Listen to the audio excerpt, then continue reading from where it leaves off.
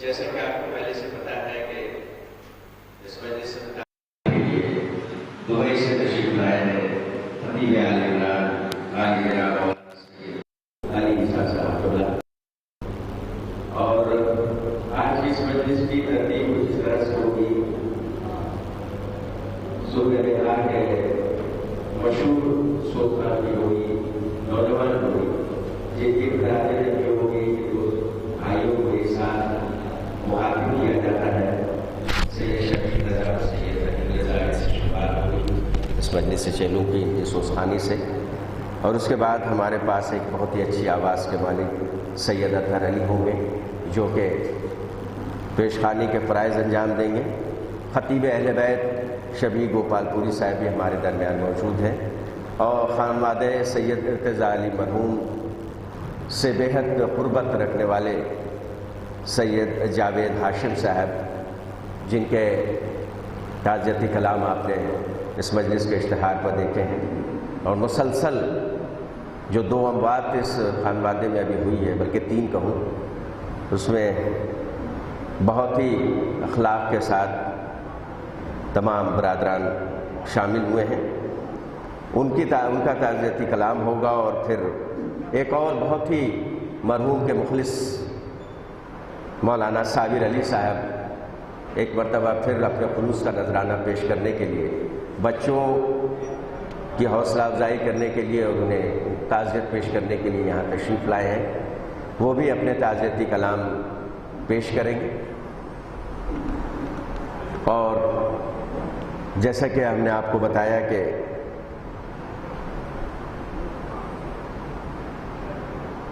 اس مجلس سے خطاب کرنے کے لیے دبئی سے مولانا سید علی عیسیٰ صاحب قبلہ تشریف لائے ہیں، وہ اس مجلس سے خطاب کریں گے۔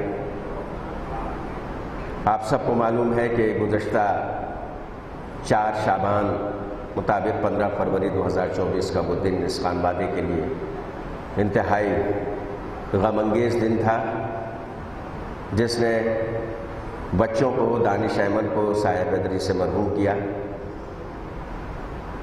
اور ظاہر سی بات ہے کہ اس غم و الم کا جو ایک ہی مداوع ہے وہ ذکر شہیدان کربلا، شہدائے کربلا، اور ہماری یہ انفرادیت رہی ہے کہ ہمیں ایک ایسا غم ملا ہے جو ہمارے ہر غم کا مداوع ہے، اور جب بھی کوئی پریشانی، کوئی غم، کسی بھی طرح کی تکلیف پیش آتی ہے، خاص طور سے اگر کوئی موت ہوتی ہے، تو پھر ہم ان کو یاد کر کے اپنے غم کو بھلا دیتے ہیں۔ ایک مرتبہ پھر تمام جملہ مومنین سے گزارش ہے، جہاں جہاں تک آواز میری پہنچ رہی ہے، کہ اس مجلس چیلوں کا آغاز ہونے والا ہے برائے سال ثواب سید ارتضیٰ علی مرحوم ابن سید مرتضیٰ علی مرحوم۔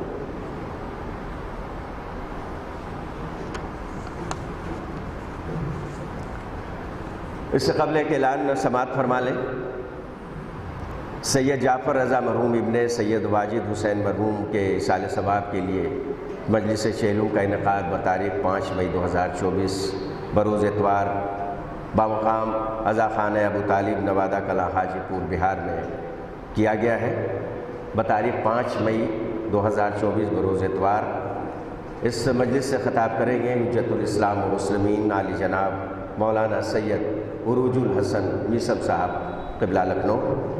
جملہ مومنین سے شرکت کی گزارش ہے، اور اس مجلس میں سوز خوانی کے فرائض انجام دیں گے جناب ندیم رضا و شبیب رضا صاحبان، اور اپنے تاثرات پیش کریں گے جناب سید ناصر علی صاحب۔ تو سید جعفر رضا مرحوم ابن سید واجد حسین مرحوم نوادہ کلاں حاجی پور کے سال ثواب کے لیے مجلس چیلوں 5 مئی 2024 کی تاریخ مقرر کی گئی ہے، اور سید ارتضیٰ علی مرحوم کی 6 ماہی کی مجلس کی تاریخ بھی مقرر ہو گئی ہے۔ انشاءاللہ الرحمن 2 جون بروز اتوار اسی بیت الاذہان میں دن کے 10 بجے مجلس 6 ماہی کا اہتمام کیا جائے گا۔ اس مجلس سے خطاب کریں گے حجت الاسلام و مسلمین عالی جناب مولانا سید عزادار حسین زیدی صاحب قبلہ، جو کہ دہلی سے تشریف لائیں گے۔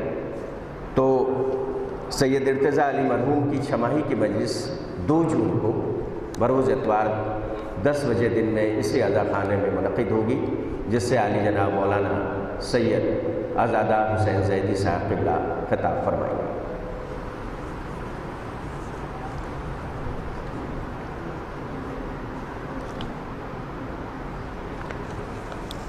تو اب چونکہ مومنین کی آمد کا سلسلہ شروع ہو چکا ہے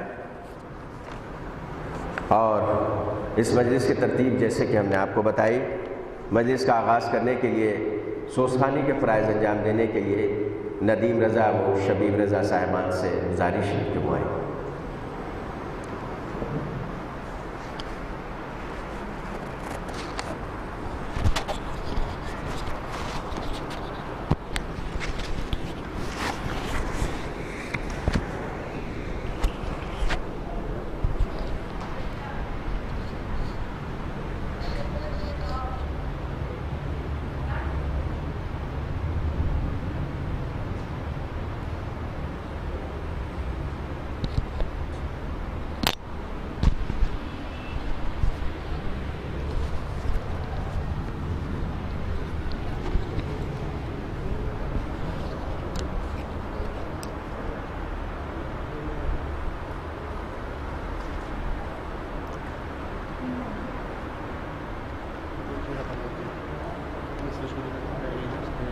صلوات۔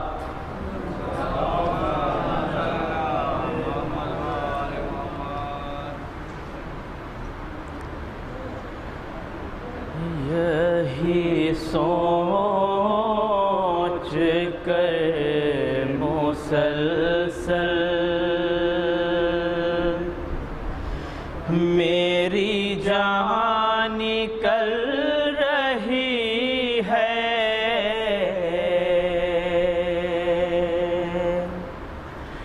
یہی سوچ کر مسلسل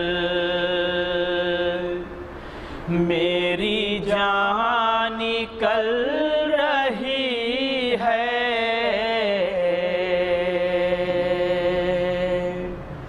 غم شہ ابھی جواں ہے، میری عمر ڈھل رہی ہے،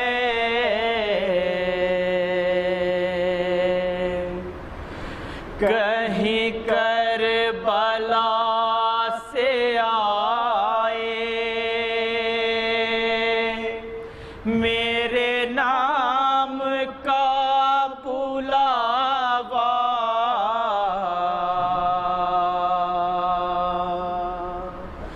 کہیں کربلا سے آئے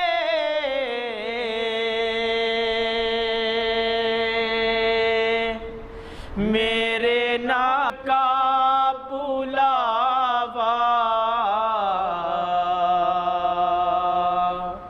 اسی آرزو میں اب تک میری سانس چل رہی ہے،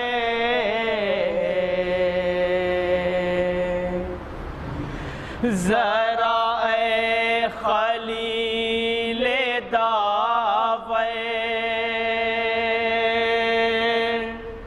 چلے آؤ کربلا میں،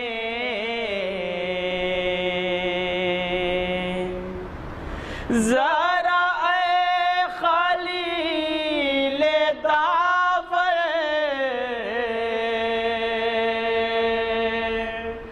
چلے آؤ کربلا میں، وہ جو ٹوٹی تھی جگر میں وہ سے نہ نکل رہی ہے،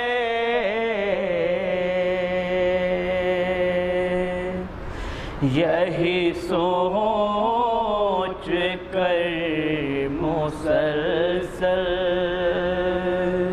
صلوات۔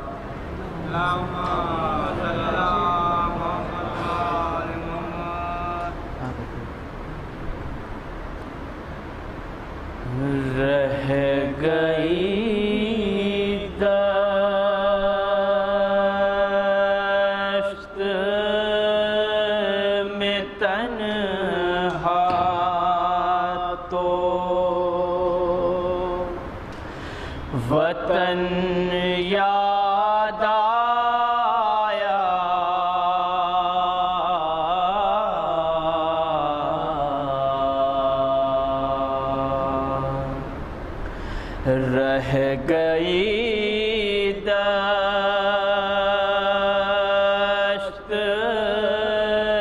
میں تنہا تو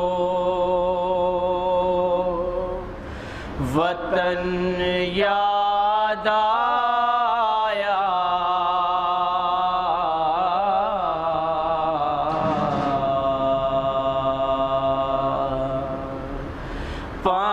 پانی جب پایا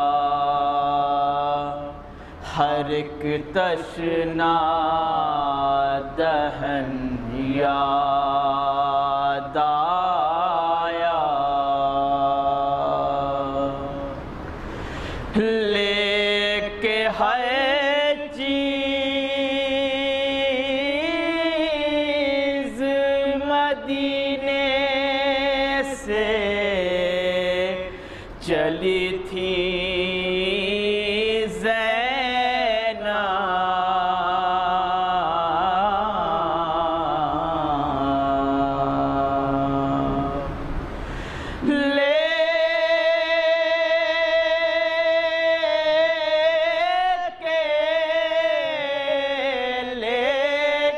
ہر چیز مدینے سے چلی تھی زینب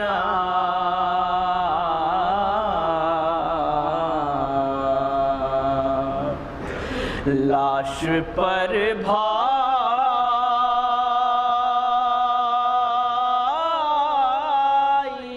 کے پہنچی تو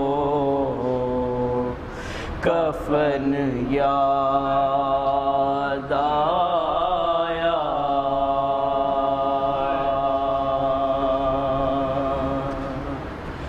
رہ گئی دشت میں تنہا. فاتحہ.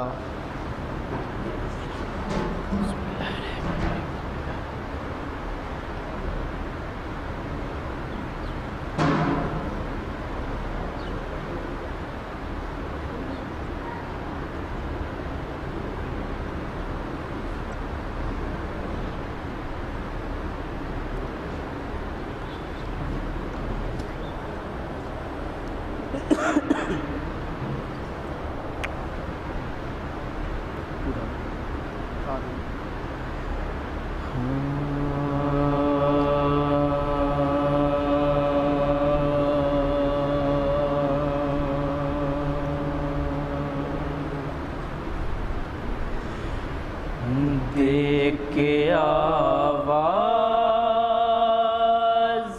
باپ کو اکبر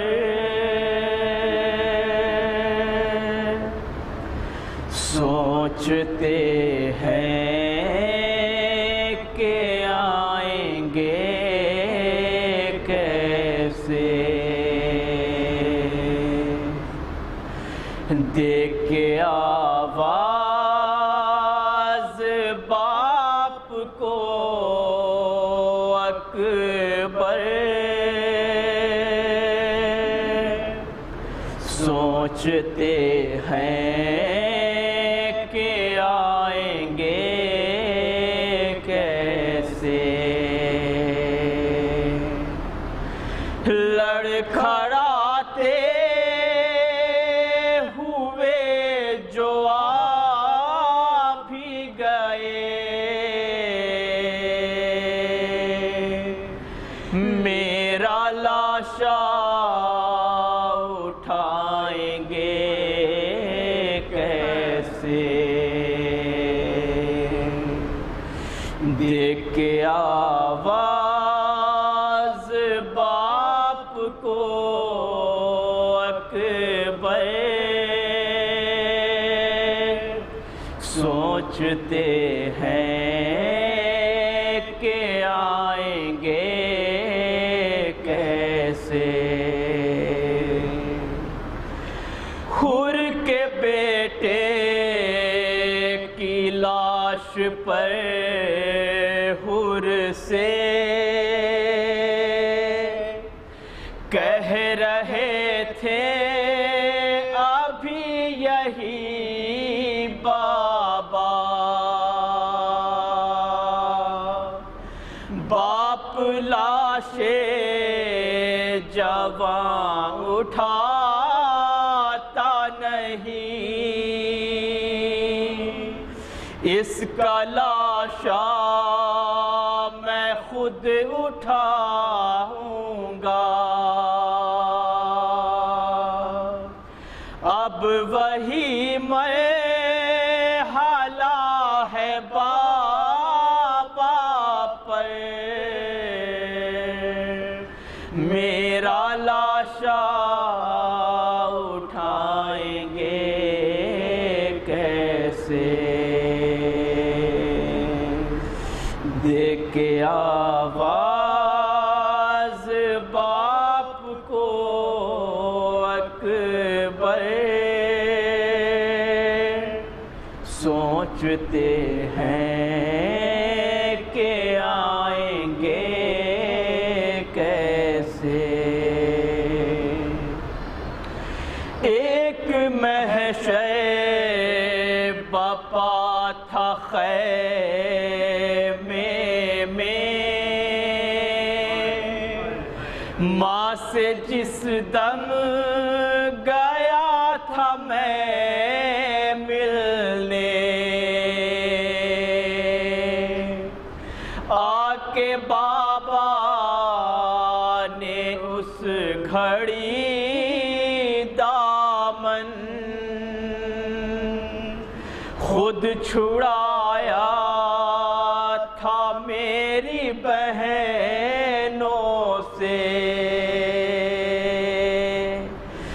میرا دامن چھڑانا آسان تھا، دل سے برچھی چھڑائیں گے کیسے، دے کے آواز باپ کو اکبر، سوچتے ہیں کہ آئیں گے کیسے، اب میں سمجھا کہ کس لیے بابا میرے سینے کو چوما کرتے تھے، یاد آتی تھی ان کو جب صغرا، میری آنکھوں میں دیکھا کرتے تھے، دم ہے اب میرا میری آنکھوں میں، مجھ سے نظریں ملائیں گے کیسے، دے کے آواز باپ کو اکبر، سوچتے ہیں کہ آئیں گے کیسے، قتل شبیر کی ہے تیاری،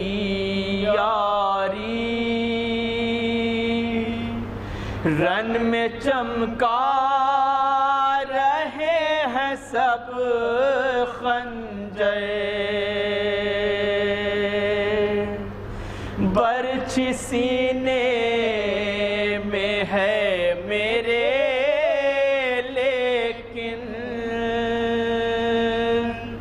اتنا مجبور بھی نہیں اکبر، شام کے لوگ میرے ہوتے ہوئے شہ پہ خنجر چلائیں گے کیسے، دیکھ کے آواز باپ کو اکبر، سوچتے ہیں کہ آئیں گے کیسے۔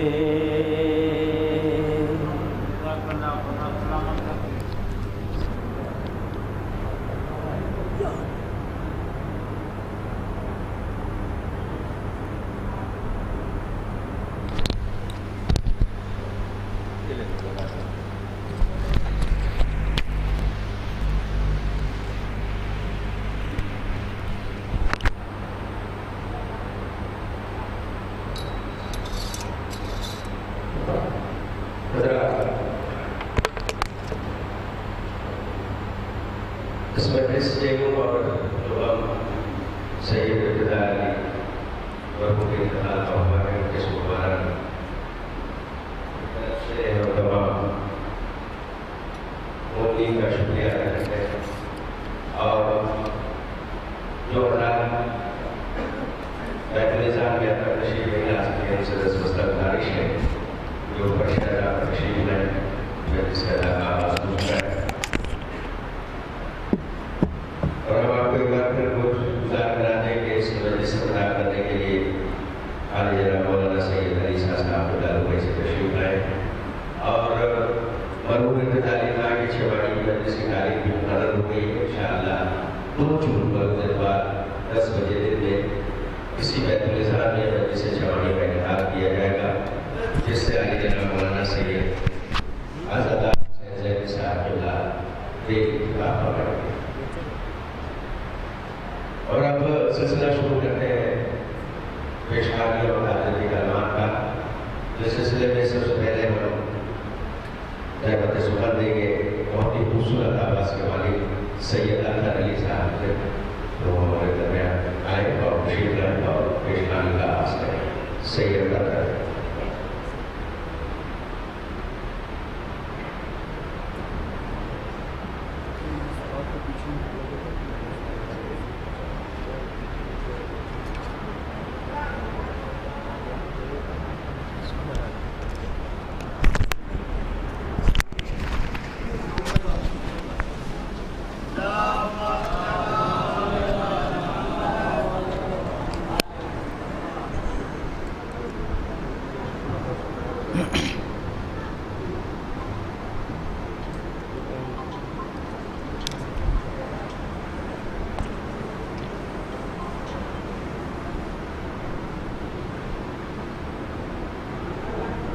باوزن بلند نعرہ صلوات۔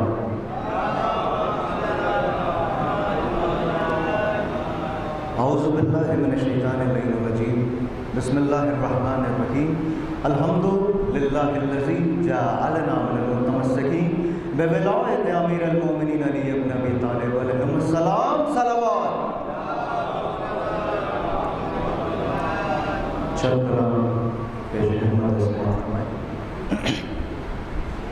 مائک تھوڑا سا ہل رہا ہے مائک تھوڑا۔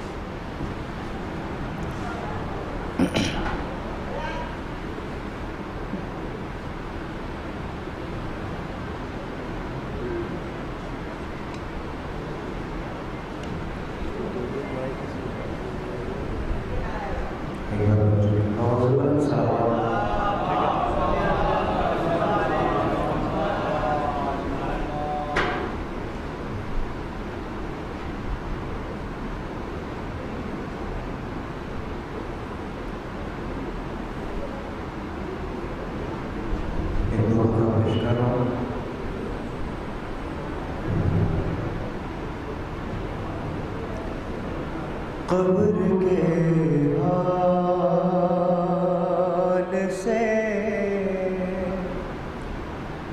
قبر کے حال سے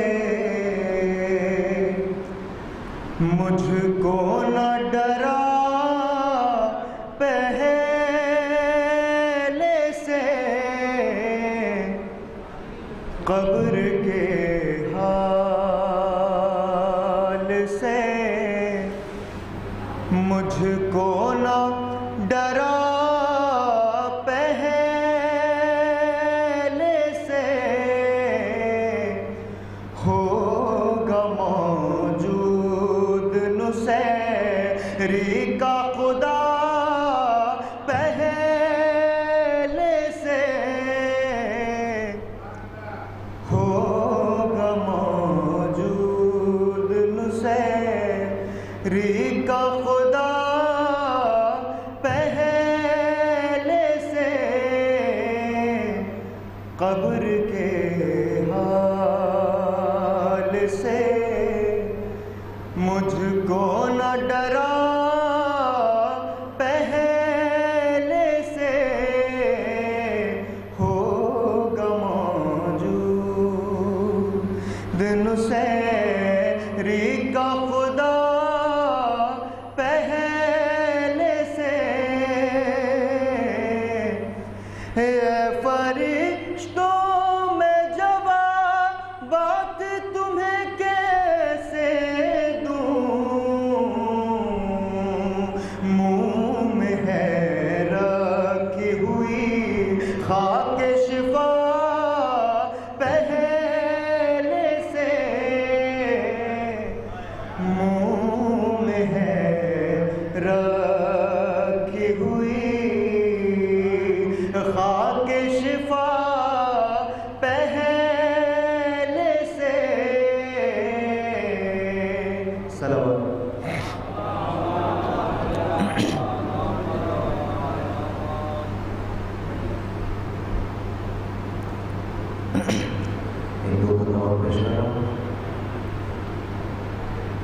مسجد کا سمار ہے، مجلس کا سمار،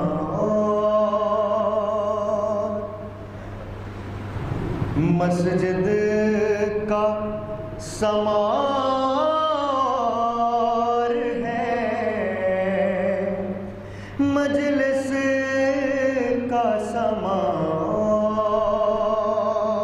آواز اذان ہے، آواز فغان، آواز اذان ہے، آواز فغان، جب جائیں گے محشر میں تو کھل جائے گا یہ راز، جب جائیں گے محشر میں تو کھل جائے گا یہ راز، سجدوں کے نشان ہیں، ماتم کے نشان، سجدوں کے نشان ہیں، ماتم کے نشان، صلوات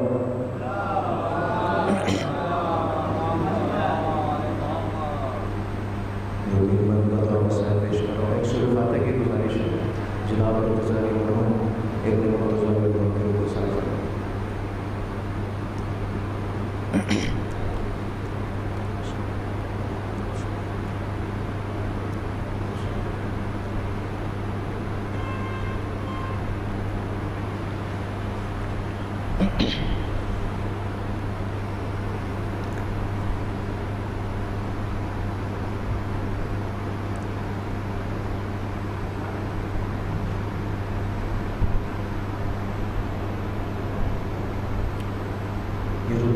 پیش کرنے جا رہا ہوں۔ مولا حسین نے وقت آخر بی بی فاطمہ سے کیا بیان کیا، مسائل میں پیش کر رہا ہوں۔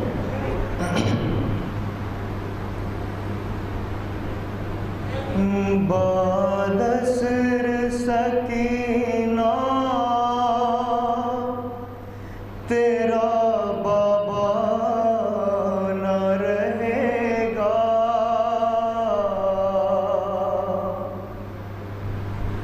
بادسر سکینہ تیرا بابا نہ رہے گا، اب سر پہ تیرے باپ کا سایہ نہ رہے گا، بادسر سکینہ تیرا بابا نہ رہے گا، اب سر پہ تیرے باپ کا سایہ نہ رہے گا، بادسر سکینہ تیرا بابا نہ رہے گا۔ امام حسین فرماتے ہیں بی بی سکینہ سے، سو جاؤ میرے سینے پہ آ کر کے سکینہ، اب کل سے تمہیں خاک کے بستر پہ ہے سونا، پھر کل سے سلانے کو یہ سینہ نہ رہے گا، اب سر پہ تیرے باپ کا سایہ نہ رہے گا، بادسر سکینہ تیرا بابا نہ رہے گا، مارے گلے جا بھی تیرے روح پہ تماچے، اور جا بھی لئی مارے گا بی بی تجھے درے، دینے کو کوئی تجھ کو دلاسا نہ رہے گا، اب سر پہ تیرے باپ کا سایہ نہ رہے گا،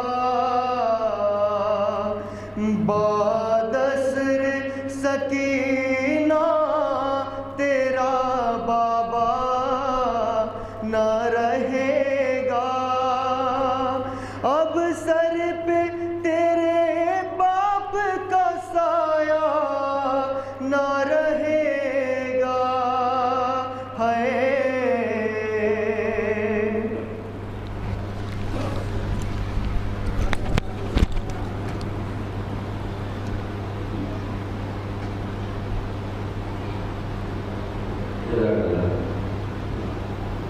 اور سب سے پہلے گزارش آپ سے یہ ہے کہ آگے کافی جگہ پیچھے لوگ آئیں گے، بعد میں پریشانی جگہ بن سکے، تھوڑا تھوڑا آگے سکے لوگ۔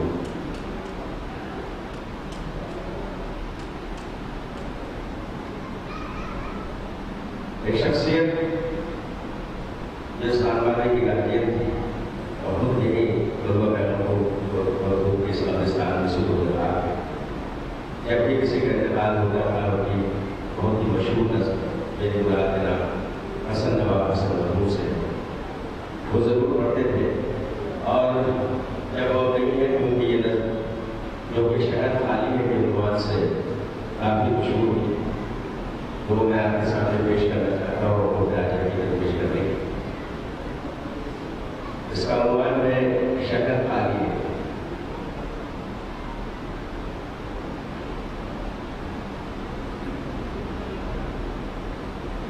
شہر خالی، مکان خالی ہے اور رستہ خالی، اچھے لوگوں سے ہوئی جاتی ہے دنیا خالی، شہر کا کوئی نہیں گوشہ خالی، کتنے انسانوں کا اندر سے ہے ڈھانچہ خالی۔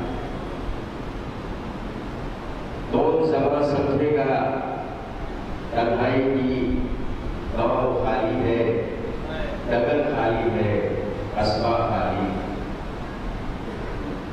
جتنی آبادی بڑھی جاتی ہے اس دنیا کی، جتنی آبادی بڑھی جاتی ہے اس دنیا کی، جہاں جو اتنی ہی لگتی ہے یہ دنیا خالی، جتنی آبادی بڑھی جاتی ہے اس دنیا کی، جانے کیوں اتنی ہی لگتی ہے یہ دنیا خالی، چند شیشوں کے کھڑکنے کی صدا کہتی ہے، چند شیشوں کے کھڑکنے کی صدا کہتی ہے، جام خالی ہے، صبح خالی ہے، مینا خالی، رہ گئی خالی جگہ ان کی ہمیشہ کے لیے، خالی مجلس ہے کہیں اور کہیں جلسہ خالی، کوئی ایسا بھی زمانے سے گزر جاتا ہے، کوئی ایسا بھی ایسے بھی زمانے سے گزر جاتا ہے، لگتا جیسے ہوا سارا زمانہ خالی، ایسا لگتا ہے کوئی ہوتا ہے چھپکے چھپکے، جب نظر آتا ہے گھر میں کوئی حجرہ خالی، التش آج بھی آتی ہے صدا بچوں کی، مر گئے جو کے لیے ہاتھوں میں کوزہ خالی، چپکے سے جا کے چپکے سے ذرا اس کو ہلا دیتے ہیں، جب نظر آتا ہے اس کو کوئی جھولا خالی، بچے پیاسے نہیں خود رہ گیا دریا پیاسا، القمہ تیرے مقدر کا ہے کاسا خالی، ایک بیمار تھا اور شام غنیمت کی رفیق، عورتیں رہ گئی مردوں سے تھا خیمہ خالی۔ تو آئیے آج کے اس پروگرام کو آگے بڑھاتے ہوئے ہم گزارش کرتے ہیں اس خانوادے کے ہمدردوں میں سے انتہائی مخلص شخصیت کے مالک جناب سید جاوید ہاشم صاحب سے جو آئے اور اپنے کام پیش کریں۔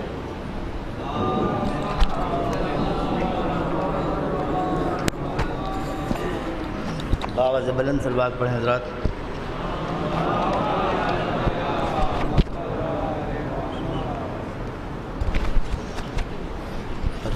گزارش گزار ہوں کہ ایک مرتبہ سورہ الحمد اور 3 مرتبہ سورہ توحید کی تلاوت فرما کے سید ارتضیٰ علی مرحوم ابن سید مرتضیٰ علی مرحوم کے روح پرفتوں کو احسان ثواب فرمائیں۔ صلی اللہ علیہ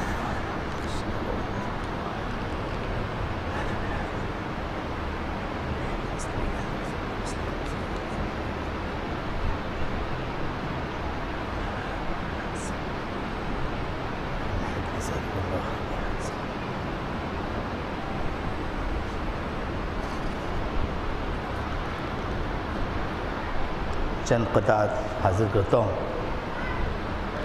بطور خاص سماعتوں کی نظر کہ غم شبیر ہی اپنے لیے بے مثل دولت ہے، غم شبیر ہی اپنے لیے بے مثل دولت ہے، اسی سے ساری دنیا میں میری پہچان و شہرت ہے، اسی سے ساری دنیا میں میری پہچان و شہرت ہے۔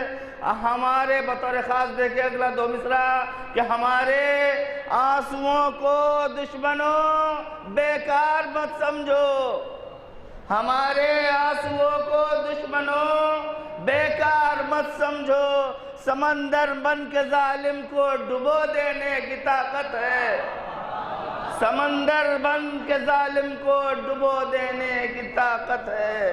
صلوات پڑھیں حضرات۔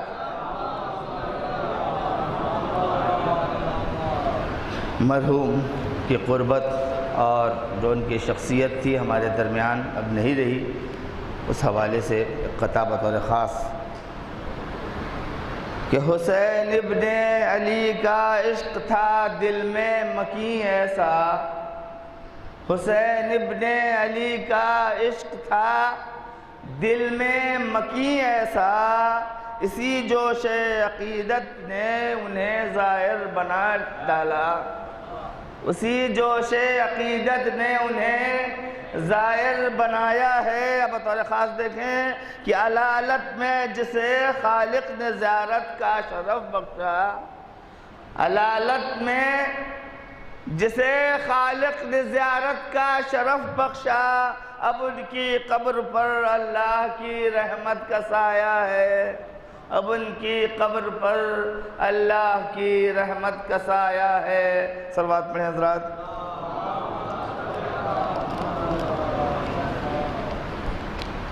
دو قطع بذوق سماعتیں ہمارے سامنے تشریف فرما ہیں، لہٰذا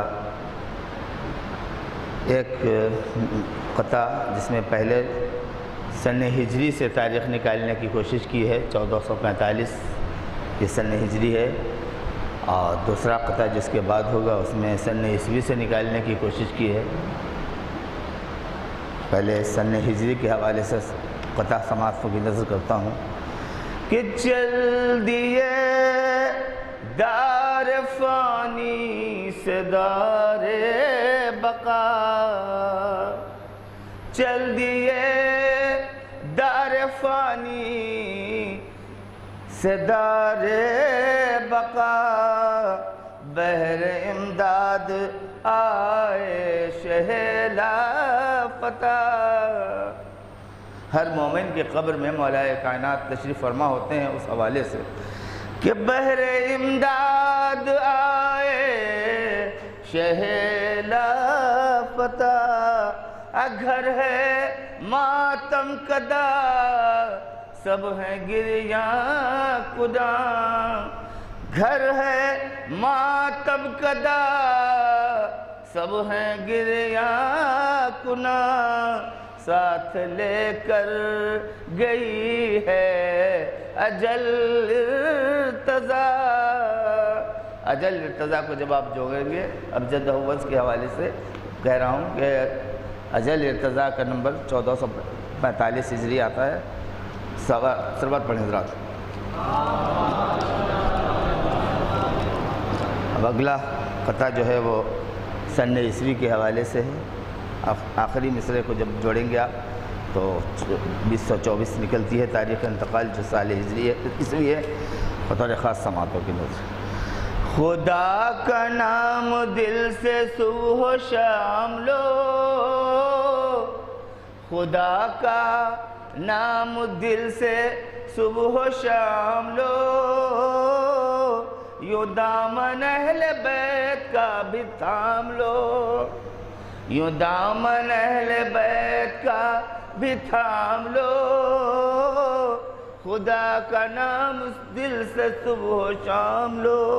اب بطور خاص دیکھیں کہ صدا صدا ملک کی آئی ہوگی قبر میں، صدا ملک کی آئی ہوگی قبر میں، زائر حسین ارتضیٰ علی سلام لو، زائر حسین ارتضیٰ علی سلام لو، کہ جب آپ جوڑیں گے نمبر تو 2024 تاریخ نکلتی ہے۔ باواز بلند صلوات پڑھیں حضرات۔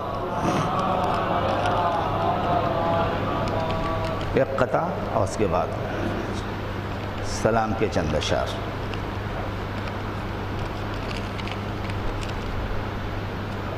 بطور خاص دیکھیں، شاید کسی لائق کو یہ قطع نہ ہو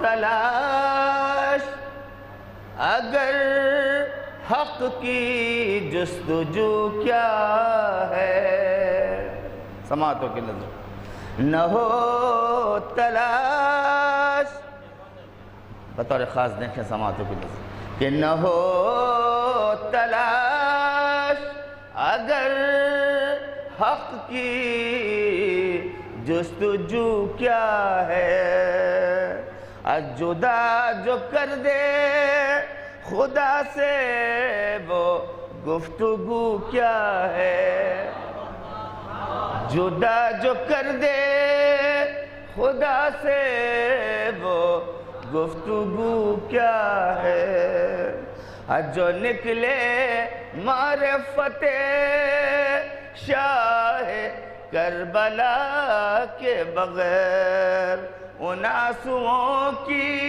اے جاوید آبرو کیا ہے۔ صلوات پڑھیں حضرات۔ چند اشعار بطور خاص مرحوم کی جو شخصیت تھی اس حوالے سے کہنے کی کوشش کی ہے بطور خاص۔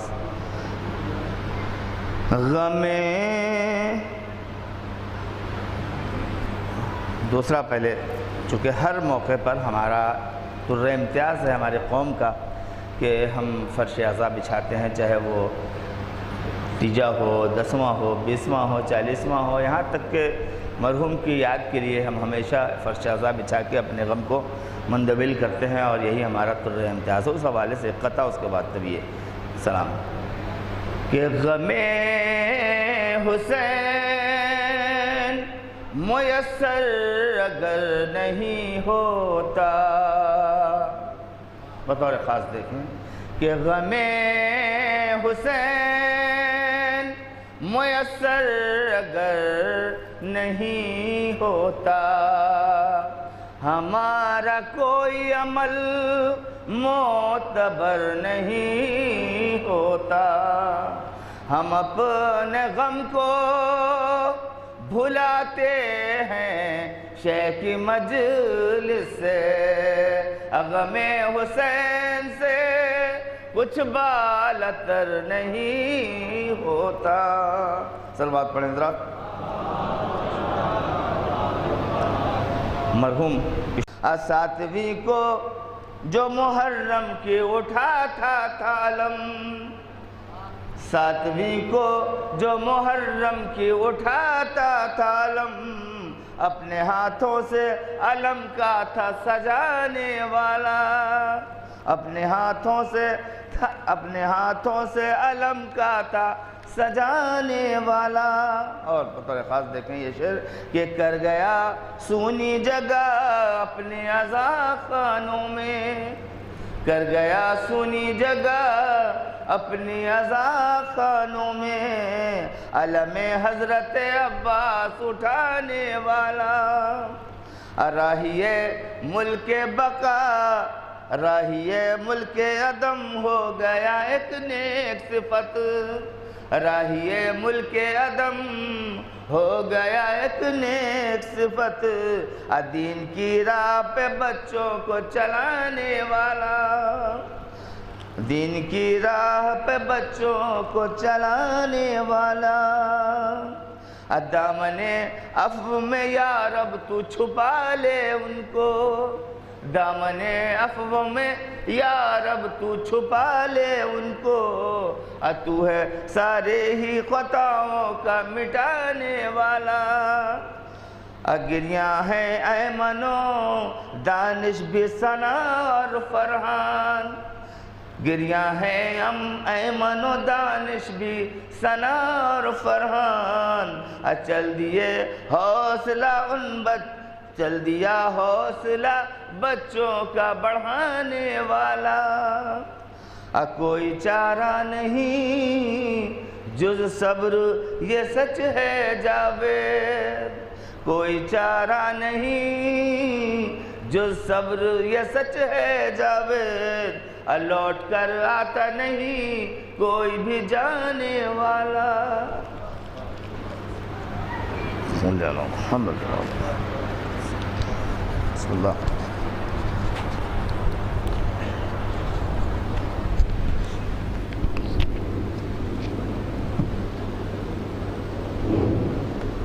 حضرات گرام پنچایت سے لکھنؤ کا شکریہ ادا کرتے ہیں جن کی ورلڈ وائڈ لائیو اسٹریمنگ اس ہو رہی ہے، اور جو ایسا قاری یہاں موجود نہیں ہے اس سے اس مجلس سے جڑے ہوئے ہیں، مثلاً Delhi, Karachi, Oman, USA، Dubai, تو تمام का इस मजलिस में इस्तेमाल करते हैं, और उससे ही गुजारिश है कि जितना ज़्यादा हो सके मरहूम के लिए आप सूरह फातिहा इरसाल करें। और अब इस मजलिस को आगे बढ़ाते हुए मुझे ऐसी इत्तला मिली है कि सैयद अयाज हुसैन जो कि मुकीम वैसे तो दुबई है लेकिन यहाँ पर तशरीफ लाए हैं, नौखानी के लिए वैसे जाने जाते हैं, लेकिन मैं यहाँ पर उन्हें मौके का फ़ायदा उठाते हुए उनसे गुजारिश कर रहा हूँ तो पेशवानी के लिए तशरीफ लाएँ। सैयद अयाज हुसैन का इस्तकबाल करें तरह से और के साथ।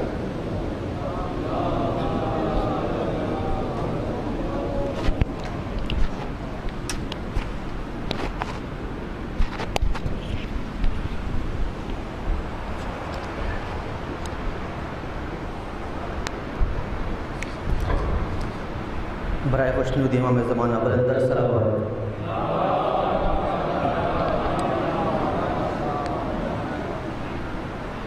چونکہ بھائی کا حکم ہے اور کوئی تیاری نہیں تھی، لہٰذا آپ کا سنا ہوا ہے معروف کلام ہے جناب رضا سیوی صاحب کا، ایک بار مل کے باواز بلند نعرہ صلوات۔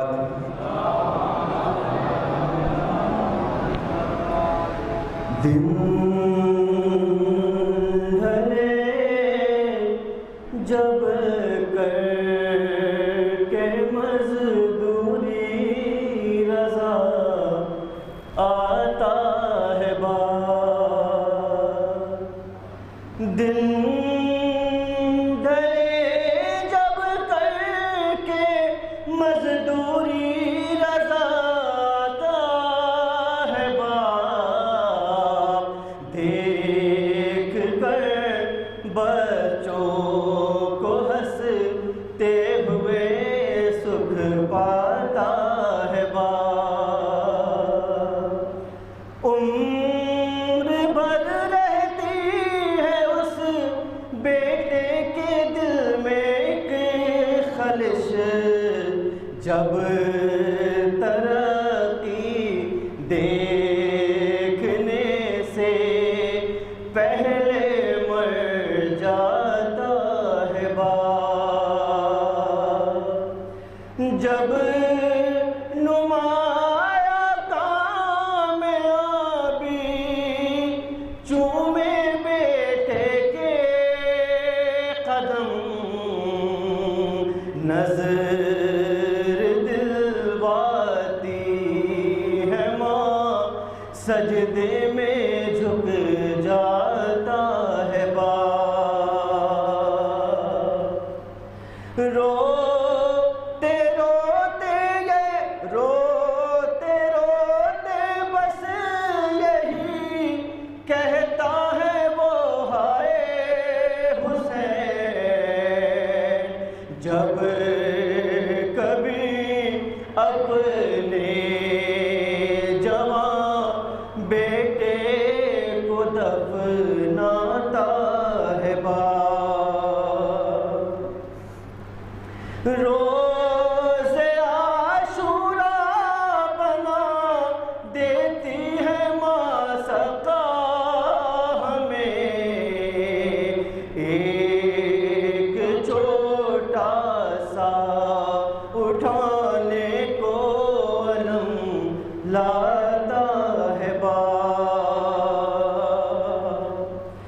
رو کے زینب نے بابا بھرا گھر لٹ گیا، جب شب شام غریباں میں نظر آتا ہے باپ، کیا کہوں گا حال اصغر پوچھ بیٹھے جو رباب، آگے جاتا ہے کبھی پیچھے پلٹ آتا ہے باپ، یہ عزاداری کا صدقہ ہے جو برزخ میں جزا مجلسوں میں روتے ہیں ہم اور جزا پاتا ہے باپ. نعرہ صلی اللہ علیہ وسلم.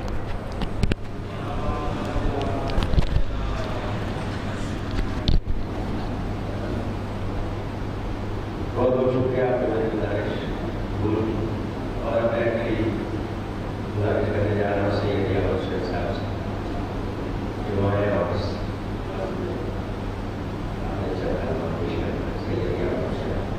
اور اس کے بعد میں گزارش کروں گا عجیب جناب شفیع محمود صاحب سے جناب شیخ صاحب کے بعد وہ آئیں گے انتہائی خلوص کے ساتھ یہاں تشریف لائیں اور انشاءاللہ ان کے حضرت خطیب اہل بیت کے کلمات سے دلا سے فرش مجلس پہ عزاداروں کو حیرت سے نہ دیکھ. فرش مجلس پہ عزاداروں کو حیرت سے نہ دیکھ. شمع جلتی ہے تو پروانے چلے آتے ہیں. دنیا اسلام میں واحد ایک شمع ہے جو سن 1 میں امام حسین نے جلتی ہوئی شمع کو گل کر دیا، مگر 72 پروانے میں سے 71 نہیں ہوئے. اسی امام کے ماننے والے ہم اور آپ ہیں. تو بچوں کو اور بالخصوص شباب انور صاحب کے مساجد کو تسلی دینے کے لیے یہ خطاب کہ کون کہتا ہے کہ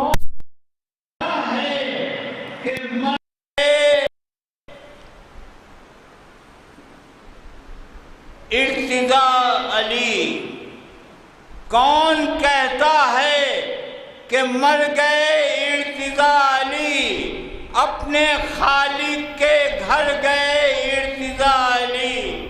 اب مجمع عام کہہ رہا ہے یہی، مجمع عام کہہ رہا ہے یہی، دنیا میں نام کر گئے ارتضا علی. کون کہتا ہے کہ مر گئے ارتضا علی؟ بہت شکریہ اور جیسا کہ میں نے ذکر کیا کہ جناب شفیع محمود صاحب ہمارے تشریف رکھتے ہیں. میں اب ان سے گزارش کر رہا ہوں کہ وہ آئیں. جناب شفیع محمود.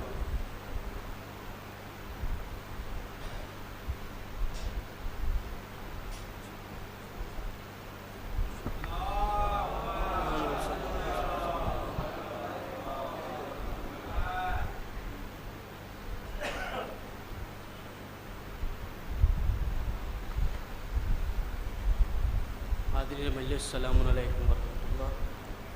سب سے پہلے تمام مومنین سے گزارش ہے ایک مرتبہ سورہ الحم 3 مرتبہ سورہ اخلاص کی تلاوت فرما کر ارتضا علی مرحوم ابن مرتضیٰ علی مرحوم کی روح کو اصال فرما.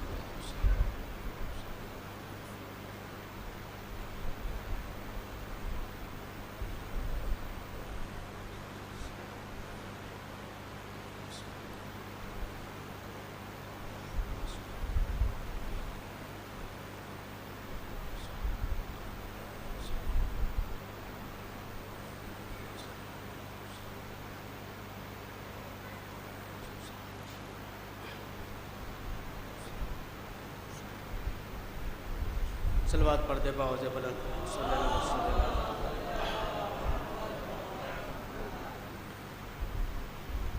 تعزیتی 3 قطعے ہیں، اس کے بعد ایک مطلع چند اشعار مولا کی مدح میں ملاحظہ فرمائیں گے. دیکھیں بامل تھے صاحب کردار تھے، بامل تھے صاحب کردار تھے، ایک عزادار شہ ابرار تھے، بعمل تھے صاحب کردار تھے، ایک عزادار شہ ابرار تھے۔ فخر سے کہتے ہیں ہم کہ ارتضاء، فخر سے کہتے ہیں ہم کہ ارتضاء کربلا والوں کے ماتمدار تھے، کربلا والوں کے ماتمدار تھے۔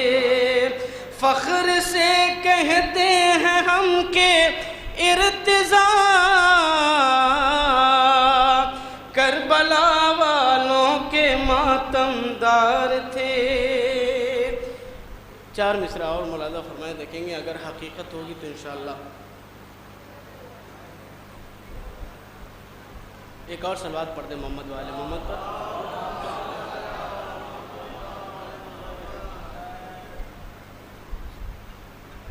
آئیے تشریف۔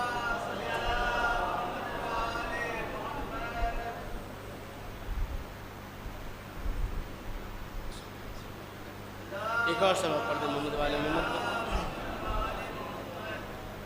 ملاحظہ فرمائے دیکھیں گے، دل کی خواہش کر کے پوری آب برتر ہو گئے، دل کی خواہش کر کے پوری آپ برتر ہو گئے، ارتضا کر بو بلا جا کر تونگر ہو گئے، ارتضا کر بو بلا جا کر تونگر ہو گئے۔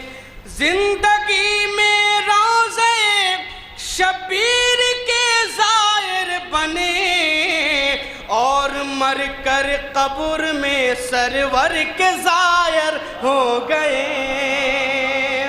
زندگی میں روضے سرور کے زائر بن گئے، اور مر کر قبر میں سرور کے زائر ہو گئے، اور مر کر قبر میں سرور کے زائر ہو گئے۔ 4 مصرع اور ملاحظہ فرمائے دیکھیں گے، ہمیشہ باتیں میرے بابا جس کی کرتے تھے، بزبان فرزندان ملاحظہ فرمائیں، ہمیشہ باتیں میرے بابا جس کی کرتے تھے، انہی سے قبر میں اب بات ہونے والی ہے۔ ہمیشہ باتیں میرے بابا جس کی کرتے تھے، انہی سے قبر میں اب بات ہونے والی ہے۔ یہی تو کہہ کے اتارے ہیں قبر میں بچے، یہی تو کہہ کے اتارے ہیں قبر میں بچے، علی سے آج ملاقات ہونے والی ہے، علی سے آج یہی تو کہہ کے اتارے ہیں قبر میں بچے، علی سے آج ملاقات ہونے والی ہے، علی سے آج ملاقات ہونے والی ہے۔ ایک صلوات پڑھ دیں محمد والے محمد پر۔ ایک مطلب چند اشعار پیش کرنے جا رہا ہوں، ملاحظہ فرمائیں۔ تھوڑا سا مومنین سے گزارش ہے کہ تھوڑا سا قریب آ جائیں تاکہ آنے والوں میں کوئی دشواری نہ ہو، تھوڑا سا صلوات پڑھتے ہوئے چلے آئیں۔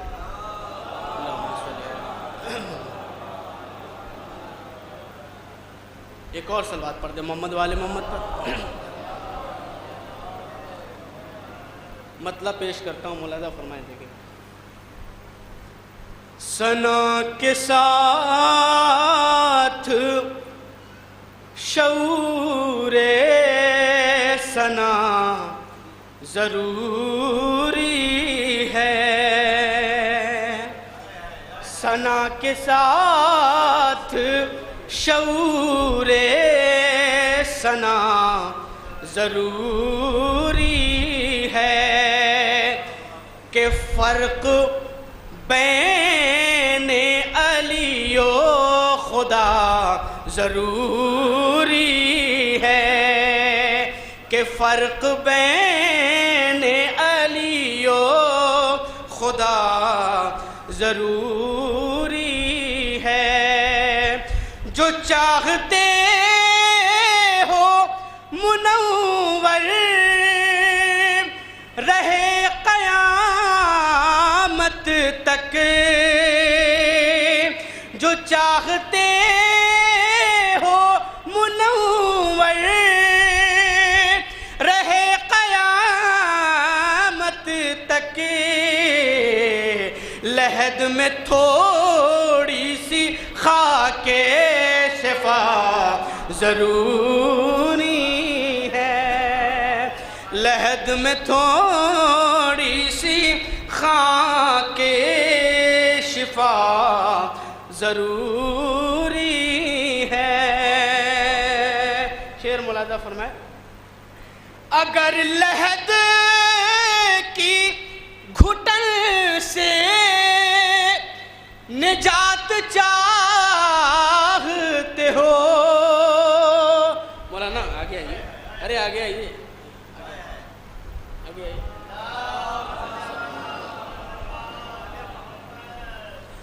اگر لحد کی گھٹن سے نجات چاہتے ہو اگر لحد کی گھٹن سے نجات چاہتے ہو تو زندگی میں علم کی ہوا ضروری ہے تو زندگی میں علم کی ہوا ضروری ہے بنا امام رہے مستقیم کیسے ملے کہ راستے کے لیے رہنما ضروری ہے کہ راستے کے لیے رہنما ضروری ہے اب یہاں سے 3-4 شعر مولانا فرمائے دیکھیں گے بدن کا ضعف مٹانے کے واسطے زہرا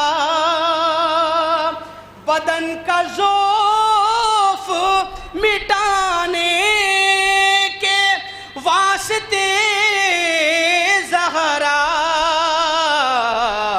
رسول پاک کو تیری رضا ضروری ہے رسول پاک کو تیری رضا ضروری ہے رسول پاک کو تیری رضا ضروری ہے امام آ کے کہیں گے ہماری جادہ کے امام آ کے کہیں گے ہماری جادہ کے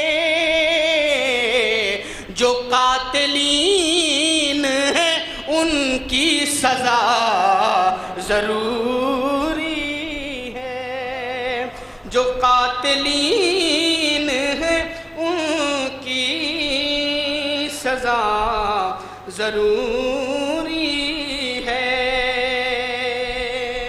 پورے کلام کا یہ 2 شعر جو سب سے قیمتی شعر ہے اور ایک پیغام ہے ملاحظہ فرمائے دیکھیں گے کنیز فاطمہ خود کو بتانے سے پہلے، ملاحظہ فرمائیں، کنیز فاطمہ خود کو بتانے سے پہلے ہماری بہنوں کے سر پر ردا ضروری ہے، ہماری بہنوں کے سر، کنیز فاطمہ خود کو بتانے سے پہلے ہماری بہنوں کے سر پر ردا ضروری ہے، ہماری بہنوں کے سر پر ردا ضروری ہے۔ اور منبر رسول کی قسم، یہ جو دین اسلام، یہ جو ایک ایک تاریخیں جو ہم کو ملی ہیں، وہ سب مٹ گئی ہوتی اگر کربلا نہ ہوتی، اور کربلا بھی شام غریبہ کے جلتے ہوئے خیموں کے دھوؤں کے ساتھ اڑ گئی ہوتی اگر علی کی شیر دل بیٹی زینب نہ ہوتی۔ یہ زینب کا کمال ہے جو فرش عزا ہمارے پاس ہے۔ ایک شعر پیش کرتا ہوں، ملاحظہ فرمائیں، دیکھیں گے۔ خدا کے دین کو سلامت مدینے تک لائی، ملاحظہ فرمائیں، خدا کے دین کو سلامت مدینے تک لائی، علی کی بیٹی تیرا شکریہ ضروری ہے، علی کی بیٹی تیرا شکریہ ضروری ہے، علی کی اب مقطع کا شعر ملاحظہ فرمائیں، مقطع میں تمام مومنین شامل ہیں۔ علم اٹھاتے ہو عباس کا شبیہ اگر، علم اٹھاتے ہو عباس کا شبیہ اگر، تو پھر ضمیر میں شامل وفا ضروری ہے، علم اٹھاتے ہو عباس کا شبیہ اگر، تو پھر ضمیر میں شامل وفا ضروری ہے، تو پھر ضمیر میں شامل وفا ضروری ہے۔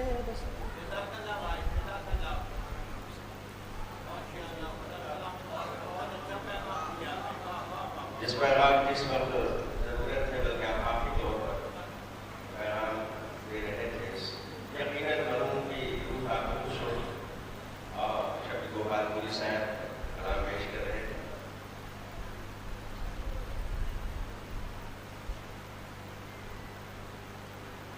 حضرات،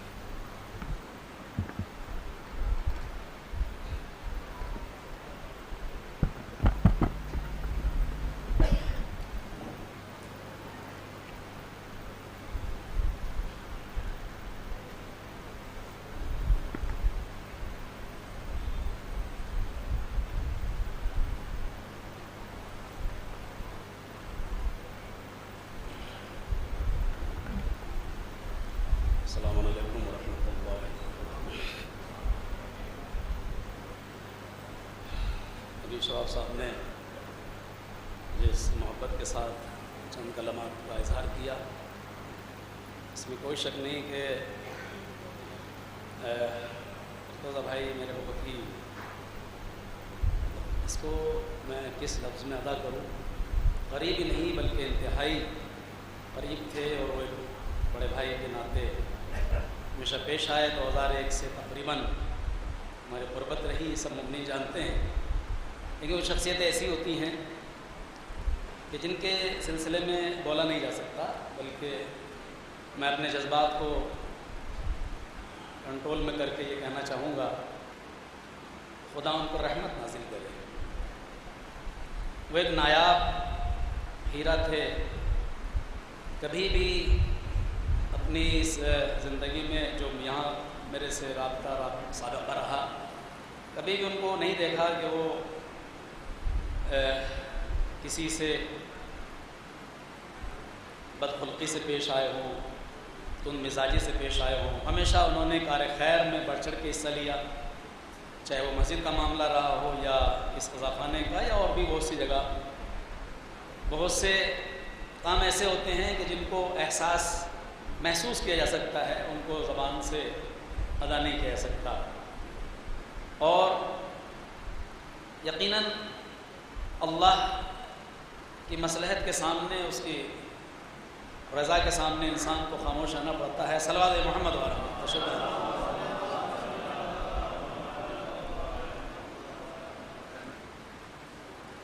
یا بسم اللہ، ادھر آگے ادھر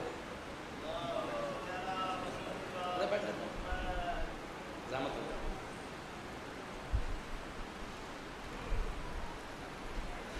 بہرحال وقت بھی زیادہ نہیں ہے، اور چونکہ جو پلان مرتب کیا گیا اس کے عنوان سے بھی بس وقت کے اندر اندر مجھے بات کو تمام کرنا ہے۔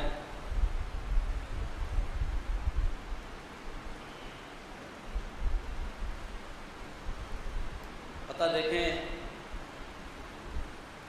میں اس سلسلے میں خدا سے یہی دعا کروں گا کہ وہ پروردگار ان کے بچوں کو، ان کے تمام متعلقین، ان کے خانوادے کو، ان سے وابستہ تمام افراد کو، چاہے وہ دوست ہوں، احباب ہوں، متعلقین ہوں، صبر جمیل دے۔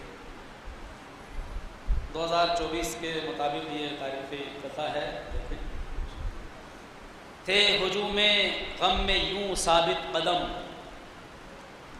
تھے ہجوم غم میں یوں ثابت قدم، سامنے سرور کے نقشے پا رہے، سامنے سرور کے نقشے پا رہے، اور خلد میں دیدار حیدر کے لیے ارتضا دار فنا سے آ رہے، ارتضا دار فنا سے آ رہے۔ یہ شعر دیکھیں کہ یہ پتہ کہ خوش قسمتی سے پہلے تو وہ کربلا گئے، خوش قسمتی سے پہلے تو وہ کربلا گئے، پھر گھر فنا کا چھوڑ کے دار بقا گئے۔ پہلے تو خوش قسمتی سے پہلے تو وہ کربلا گئے، پھر گھر فنا کا چھوڑ کے دار بقا گئے، اور ان کو یقین تھا قبر میں آئیں گے مرتضیٰ، ان کو یقین تھا قبر میں آئیں گے مرتضیٰ، با غسل ہو کے قبر میں یوں ارتضا گئے، با غسل ہو کے قبر میں یوں ارتضا گئے۔ اور یہ کچھ اشعار اور ہیں کہ تھے متقی و مرد خدا ارتضا علی، تھے متقی و مرد خدا ارتضا علی، اور گامزن براہ خدا ارتضا علی، دل میں تھے الفت شہ مرداں لیے ہوئے، دل میں تھے الفت شہ مرداں لیے ہوئے، یوں سرخرو ہیں پیش خدا ارتضا علی، بیواؤں اور یتیموں کا رکھا سدا خیال، بیواؤں اور یتیموں کا رکھا سدا خیال، قائم رہے بجود و سخا، ارتضا علی اور چہرے سے خود آیا ہوئی پاکیزگی یہ خون، چہرے سے خود آیا ہوئی پاکیزگی یہ خون، جب بھی علی کا نام سنا ارتضا علی، جب بھی علی کا نام سنا ارتضا علی، ان کو ہمیشہ دیکھا ہے جھگڑے سے دور دور، ان کو ہمیشہ دیکھا ہے جھگڑے سے دور دور، رہتے تھے نہ کسی سے خفا۔ ارتضا علی اور شاید دیکھیں، تھا انہماک مسجد سرور سے اس لیے، تھا انہماک مسجد سرور سے اس لیے، کرتا ہے یاد فرش عزا ارتضا علی، کرتا ہے یاد فرش عزا ارتضا علی۔ شاید دیکھیں، شاید کسی لائق ہو کہ محشر کے روز اپنی شفاعت کے واسطے، محشر کے روز اپنی شفاعت کے واسطے لے کر گئے ہیں خاک شفا ارتضا علی، محشر کے روز اپنی شفاعت کے واسطے لے کر گئے ہیں خاک شفا ارتضا علی، ہیں بے قرار ایمن و دانش صبا ثنا سبھی، ہیں بے قرار ایمن و دانش ثنا سبھی، اب کون ان کو دے گا دعا ارتضا علی، اب کون ان کو دے گا دعا ارتضا علی۔ اور مقصد دیکھیں کہ صابر یقین ہے خلد میں دیکھیں گے اس طرح، صابر یقین ہے خلد میں دیکھیں گے اس طرح، کوثر کا جام شیر خدا ارتضا علی، صابر یقین ہے خلد میں دیکھیں گے اس طرح، کوثر کا جام شیر خدا ارتضا علی، تھے متقی و مرد خدا ارتضا علی، صلوات پر محمد و آل محمد۔ چونکہ وقت پورا کرنا ہے اس کے حساب سے بھی، اور مجلس بھی ہے، شاید پروگرام اس طرح بنا ہے کہ چھوٹے سے گیپ کے بعد مجلس ہوگی، پہلے نماز ہوگی، اور میں آپ کو یہ پیغام بھی دے دوں، وقت بھی ہوتا ہے، دوسرے کہ ہمیں اسلامی جو احکامات ہیں، جو سنتیں ہیں، اور اسلامی شعور جو ہے، ابھی شبی صاحب نے ایک بہترین سلام پڑھا تھا، ثنا شعور مدح اہل بیت ضروری، تو اس کے پیش نظر ہم یہ دیکھیں کہ آج ایران اگر اتنی ترقی کر رہا ہے تو اس کی بنیادی وجہ دین پر عمل ہے۔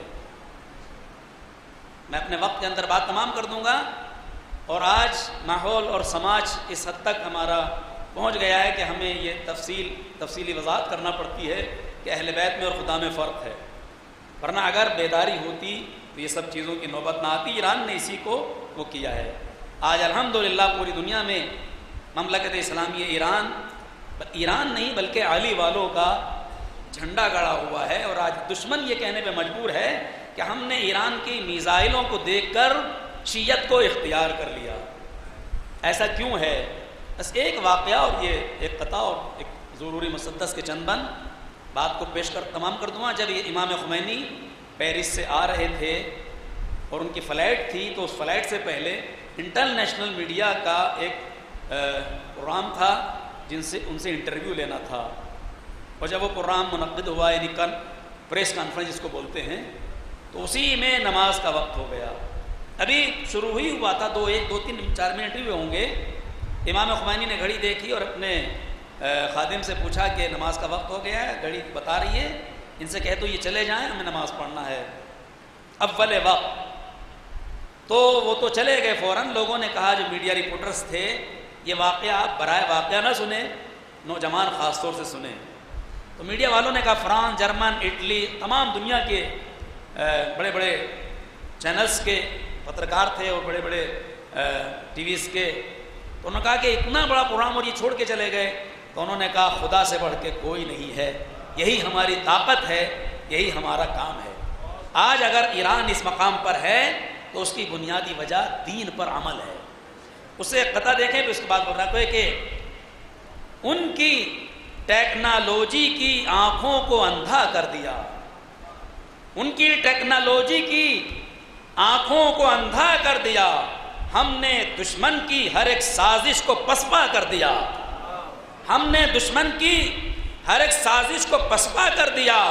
سب نے دیکھا وقت کے ایک ابرہے کی فوج پر، سب نے دیکھا وقت کے ایک ابرہے کی فوج پر لشکر حق کے ابابیلوں نے حملہ کر دیا۔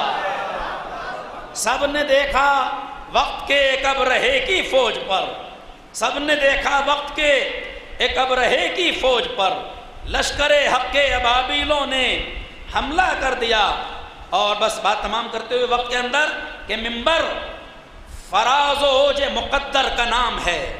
انشاءاللہ آپ ایک ایسے خطیب کو سنیں گے جو صرف خطیب نہیں، ایک عالم بعمل ہیں، اسی کا شاید یہ پیش نامہ ہے، میں نے دل ایسے ہی بس اٹھا کے رکھ لیا چلتے میں، شاید اسی وجہ سے کہ منبر فراز و اوج مقدر کا نام ہے، منبر شعور و فکر سخنور کا نام ہے، منبر عطائے خالق اکبر کا نام ہے، حق گوئی ہو جہاں اسی محور کا نام ہے، حق گوئی ہو جہاں اسی محور کا نام ہے، نسبت ہے اس کو بادشاہ مشرقین سے، مشہور ہے یہ دہر میں ذکر حسین سے، مشہور ہے یہ دہر میں ذکر حسین سے، اور احکام دین کی نشر و اشاعت اسی سے ہے، احکام دین کی نشر و اشاعت اسی سے ہے، ایک راہ معرفت پہ وحدت اسی سے ہے، نسلوں کے خون میں بھی طہارت اسی سے ہے، اور میدان خم حکم ولایت، میدان خم حکم ولایت اسی سے ہے۔ ایک واقعے کی طرف اور ایک حدیث کی طرف اشارہ کیا ہے، لاکھوں عدو میں بھی یہ جری اور دلیر ہے، حق گوئی گر نہ ہو، حق گوئی گر نہ اس پہ ہو لکڑی کا ڈھیر ہے، حق گوئی گر نہ اس پہ ہو لکڑی کا ڈھیر ہے۔ قرآن اور حدیث یہ تاریخ دین حق، اس سے سکھایا جاتا ہے اسلام کا سبق، اس پر گواہ، اس بات پر گواہ ہے یہ سرخی شفق، رنگین خون حق سے ہے اس کا ورق ورق، ہر دور میں یہ حق کا نگہبان بن گیا اور وقت پر محافظ ایمان بن گیا۔ لازم ہے، یہ شعر بند بطور خاص دیکھیں، لازم ہے اس پہ آنے کے آداب سیکھیے، لازم ہے اس پہ آنے کے آداب سیکھیے، نیت کے ساتھ حسن عمل اپنا کیجئے، اور علم بس علی کی ڈہوڑی سے لیجئے، اور علم بس علی ہی کی ڈہوڑی سے لیجئے، یعنی ہر اعتبار سے تیار ہو جئے، یعنی ہر اعتبار سے تیار ہوئیے، شاید کہ اس طریقے سے کچھ حق ادا کریں اور مقصد حسین سے ہم یوں وفا کریں، اور مقصد حسین سے ہم یوں وفا کریں۔ آخری تین بند، اپنا بیان و فکر سیاست سے دور ہو، منبر پہ آنے کے بعد اپنا بیان و فکر سیاست سے دور ہو، آپس کے اختلاف و عداوت سے دور ہو، آپس کے اختلاف و عداوت سے دور ہو، ہر ایک سامع اس کے سبب باشعور ہو، ہر ایک سامع اس کے سبب باشعور ہو، ماحول وہ بنائیں کہ اس کا ظہور ہو، ماحول وہ بنائیں کہ اس کا ظہور ہو، جو وارث حقیقی ہے اس جائیداد کا، جو وارث حقیقی ہے اس جائیداد کا، قاتل جو ہوگا دہر کے ہر ابن زیاد کا، قاتل جو ہوگا دہر کے ہر ابن زیاد کا۔ الفاظ خطیب کے لیے ضروری ہے، الفاظ معتبر ہوں تو جملے ہوں پروقار، الفاظ معتبر ہوں تو جملے ہوں پروقار، حسن بلاغت اور فصاحت کا ہو نکھار، قرآن و اہل بیت کا ہے ذکر پائیدار، باطل کے حلق پر چلے یہ حق کی ذوالفقار، باطل کے حلق پر چلے یہ حق کی ذوالفقار، حسن بیاں کی تار سے میسم کی داد ہو، تقریر و شاعری پہ صداقت کی سواد ہو، تقریر و شاعری پہ صداقت کی سواد ہو۔ آخری شعر دیکھے، ٹوپی ہو شیروانی کے امامہ و قبا، ٹوپی ہو شیروانی کے امامہ و قبا، ہر ایک کی صفت ہو کہ وعدے کی ہو وفا، ہر ایک کی صفت ہو کہ وعدے کی ہو وفا، اور ہو معاشرے میں فقط دی کا ارتقا، اور ہو معاشرے میں فقط دی کا ارتقا، مطلوب نفس ہو فقط اللہ کی رضا،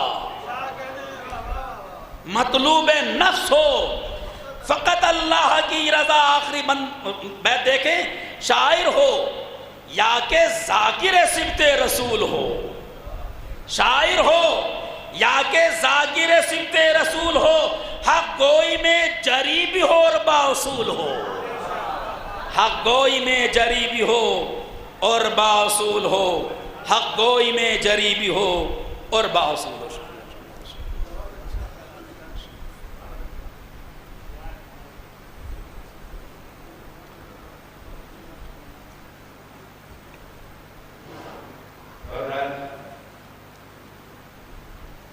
جیسا کہ آپ کو بتایا گیا کہ نماز کے وقت کے بعد مجلس دوبارہ شروع ہوگی، جس سے آج جناب مولانا سید عیسیٰ صاحب خطاب فرمائیں گے۔ نماز کا وقت اس کے بعد انشاءاللہ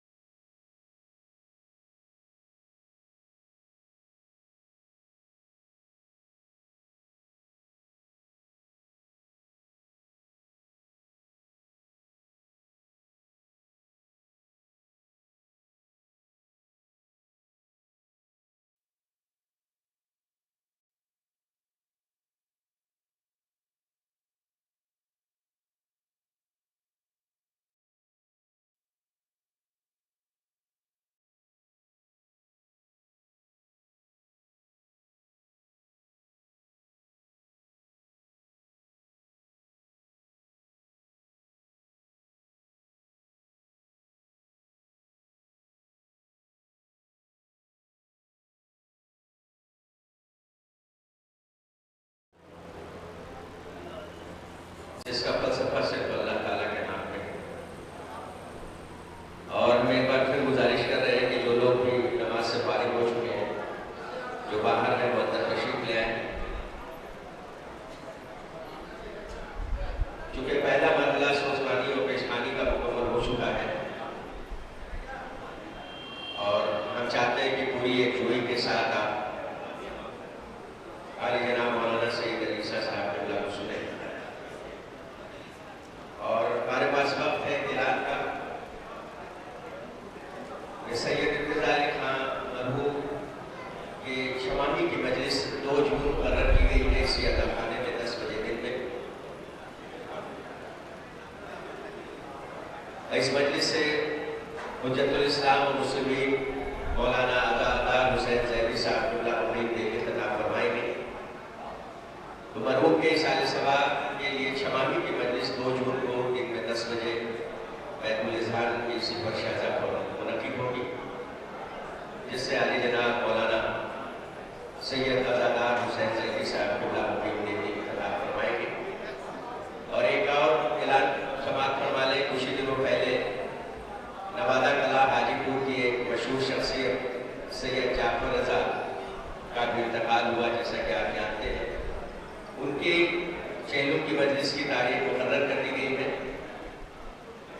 تو یہ اعلان اس سلسلے کا ہے، سید جعفر رضا مرحوم ابن سید واجد حسین مرحوم کے اصحال ثواب کے لیے مجلس چہلم بتاریخ 5 مئی 2024 بروز اتوار بمقام خانہ ابو طالب نوادہ کلا حاجی پور میں منعقد کی جائے گی۔ اس مجلس سے حجت الاسلام و مسلمین عالی جناب مولانا سید عروج الحسن یوسف صاحب خطاب فرمائیں گے۔ برادران مرحوم و جملہ خانوادہ وائل نوادہ نے آپ مومنین سے گزارش کی ہے کہ اپنا قیمتی وقت نکال کر اس مجلس میں شرکت کریں۔ سید جعفر رضا مرحوم ابن سید واجد حسین مرحوم کی اصحال ثواب کی مجلس چہلم بتاریخ 5 مئی 2024 بروز اتوار نوادہ کلا حاجی پور۔ اس مجلس سے حجت الاسلام و مسلمین عالی جناب مولانا سید عروج الحسن یوسف صاحب قبلہ لکھنؤ خطاب فرمائیں گے۔ سوزخانی کے فرائض جناب ندیم رضا و شبیب رضا صاحبان نوادہ کلا حاجی پور بہار انجام دیں گے، اور قوم کی مشہور شخصیت جناب سید ناصر علی چیف کمشنر انکم ٹیکس اس موقع پر اپنے تاثرات پیش کریں۔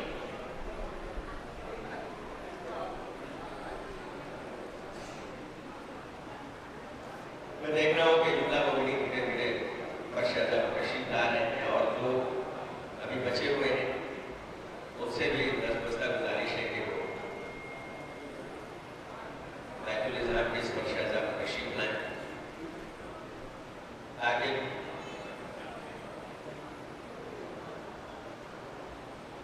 اس وجہ سے خطیب کو زحمت دی جا سکے۔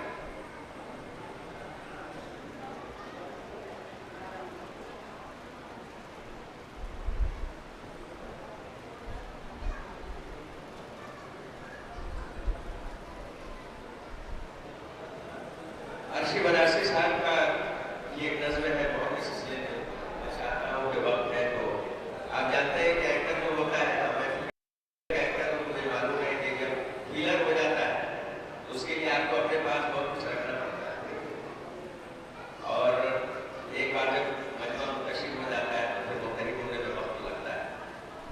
تو ہم امید کرتے ہیں کہ جلد سے جلد تمام امید آ جائے گی، اور 4-5 شعر ہیں عرشی بنارسی کے میں آپ کی خدمت میں پیش کرنا چاہتا ہوں۔ موت کا فائدہ اس کا عنوان ہے، اور موت کا فائدہ انہوں نے بالکل آخری شعر میں بتایا ہے، امید کرتے ہیں کہ دھیان سے سنیں گے۔ کہتے ہیں کہ دل کی دھڑکن بند ہو جائے تو کہلاتی ہے موت، دل کی دھڑکن بند ہو جائے تو کہلاتی ہے موت، روح انسانی کو اپنے ساتھ لے جاتی ہے۔ شاید کہتا ہے کہ ہم بتائیں آپ کو کس طرح سے آتی ہے، ہم بتائیں آپ کو کس طرح سے آتی ہے موت، ریشمی چادر کو کانٹوں پر لے جاتی ہے موت۔ موت کے بارے میں عرشی بنارسی کہتے ہیں کہ ہم بتائیں آپ کو کہ کس طرح آتی ہے موت، ریشمی چادر और राह हक पे जान देकर फैसला कर लीजिए, जिंदे जावेद बनकर सामने आती है वो। और ये शेर खास तौर से कि जो बहादुर बादशाहों से भी बेकाबू है वो, जो बहादुर बादशाहों से भी बेकाबू है वो, फातिमा ज़हरा के घर आने से घबराती है। जो बहादुर बादशाहों से भी बेकाबू है वो, फातिमा ज़हरा के घर आने से घबराती है मौत। और मौत का फायदा क्या है, ये शायर ने मरने से पहले आखिरी शेर में कहा है, बताया है कि जिंदगी भर जिनसे मिलने के लिए बेताब थे, जिंदगी भर जिनसे मिलने के लिए बेताब थे, पंजतन से कब्र में ले जाके मिलवाती। ये मौत का फायदा है। जिंदगी भर जिनसे मिलने के लिए बेताब थे, पंजतन से कब्र में ले जाके मिलवाती है मौत। ये तो बरफ है, किसी को नहीं कर सकती है माफ। ये तो बरफ है, किसी को कर नहीं सकती माफ। इसलिए अर्शी हमें हर वक्त याद आती है। ये मौत है, आपको मौत का फलसफा जिस तरह अर्शी बनारसी साहब काफी अच्छी नस्ल गई है। और अब बच्चों की इजाजत हो तो आज के इस मजलिस के खतीब आले जनाब मौलाना सईद अली शाह साहब से हम गुजारिश करें, लेकिन उससे पहले हम आपको ये बताना चाहेंगे कि जिस परेशानी के आलम में पिछले 1-1.5 साल के गुजरे हैं, आपको पता होगा कि इन्होंने अपना हाल ही में जवां साल फर्जंद खोया है, 22 साल का फर्जंद। और ऐसी नागहानी मौत हुई, जाहिर से मौत में जिस पर किसी यकीन नहीं आ रहा। अल्लामा ज़ीशान हैदर जो वादी साहब का नवासा था, मरहूम का छोटा फर्जंद था, दिल्ली के अमेठी इंस्टीट्यूट में नोएडा में मीडिया मास कम्युनिकेशन का आखिरी साल का तालिब इल्म था। और अचानक क्या हुआ आज तक सिर्फ खुदा को मालूम है और किसी को पता नहीं चलता।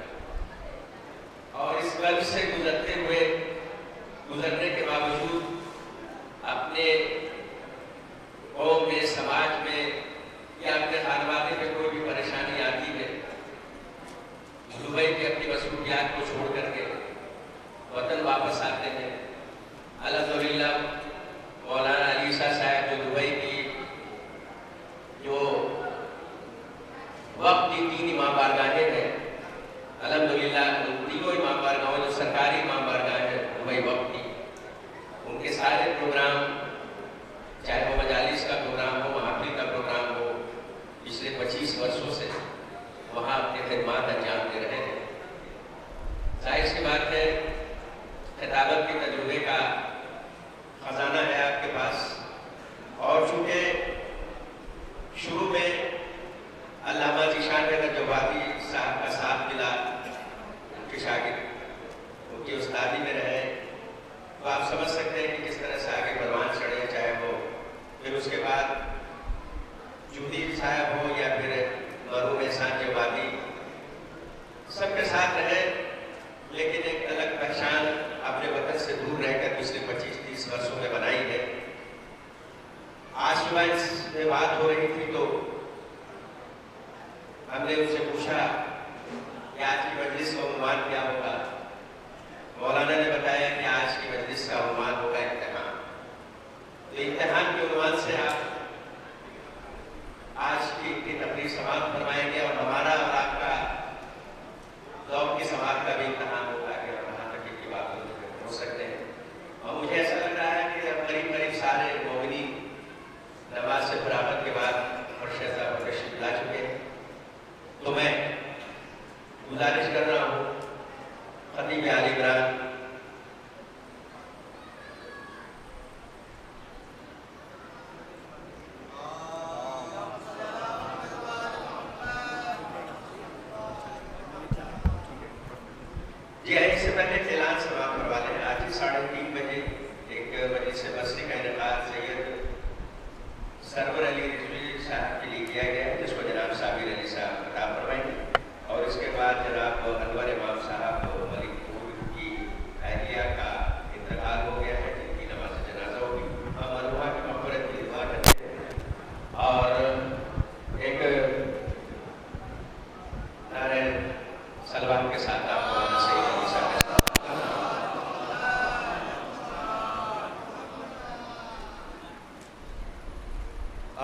بیان سے پہلے یہ گزارش ہے کہ عزائے حسین ایک عبادت ہے، اور عبادات میں سب سے افضل نماز ہے، اور نماز میں یہ حکم ہے کہ ایک مومن دوسرے مومن کے برابر ہو، فاصلہ نہ ہو۔ جو حضرات آ چکے ہیں لیکن منتشر ہیں، وہ تسبیح کے دانے کی طرح ایک ساتھ ہو جائیں اور اہل بیت کی عظمت سے درود پڑھتے ہوئے تھوڑا تھوڑا آگے آ جائیں۔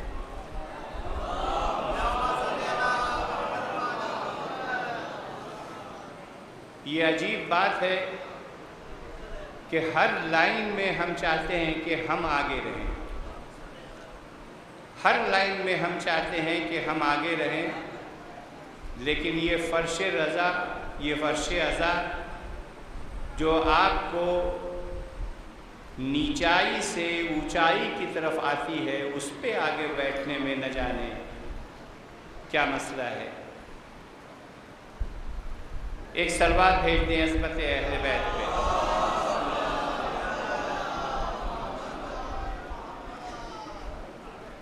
ماشاء اللہ لا حول ولا قوة الا باللہ العلی العظیم، حسبنا اللہ ونعم الوکیل، نعم المولا ونعم النصیر۔ اعوذ باللہ من الشیطان اللعین الرجیم، بسم اللہ الرحمن الرحیم، وبہ نستعین۔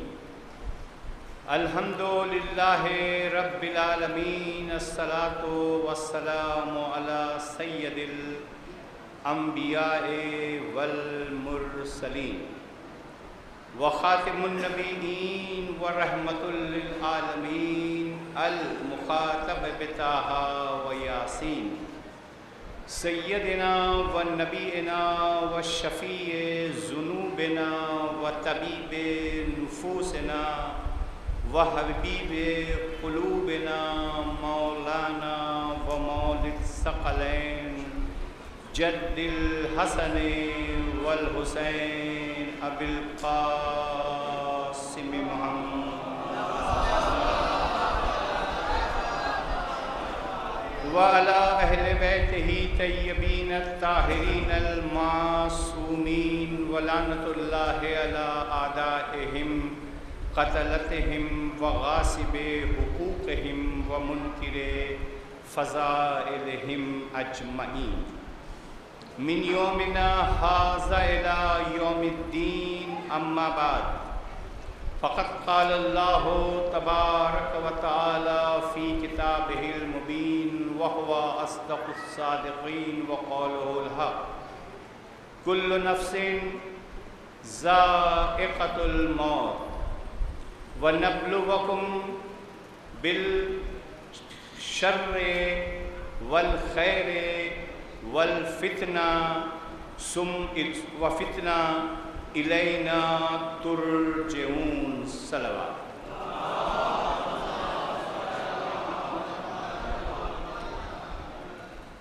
عزیزان محترم، میں نے سورہ انبیاء کی آیت نمبر 35 کو اپنا عنوان بنایا،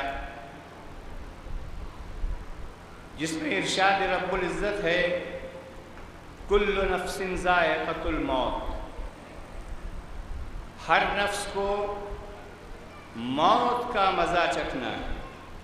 کل نفس ذائقۃ الموت، وَنَبْلُوَكُمْ بالشر والخیر والفتنہ، اور ہم تمہیں آزمائیں گے، تمہارا امتحان لیں گے، شر کے ذریعے، خیر کے ذریعے اور فتنے کے ذریعے۔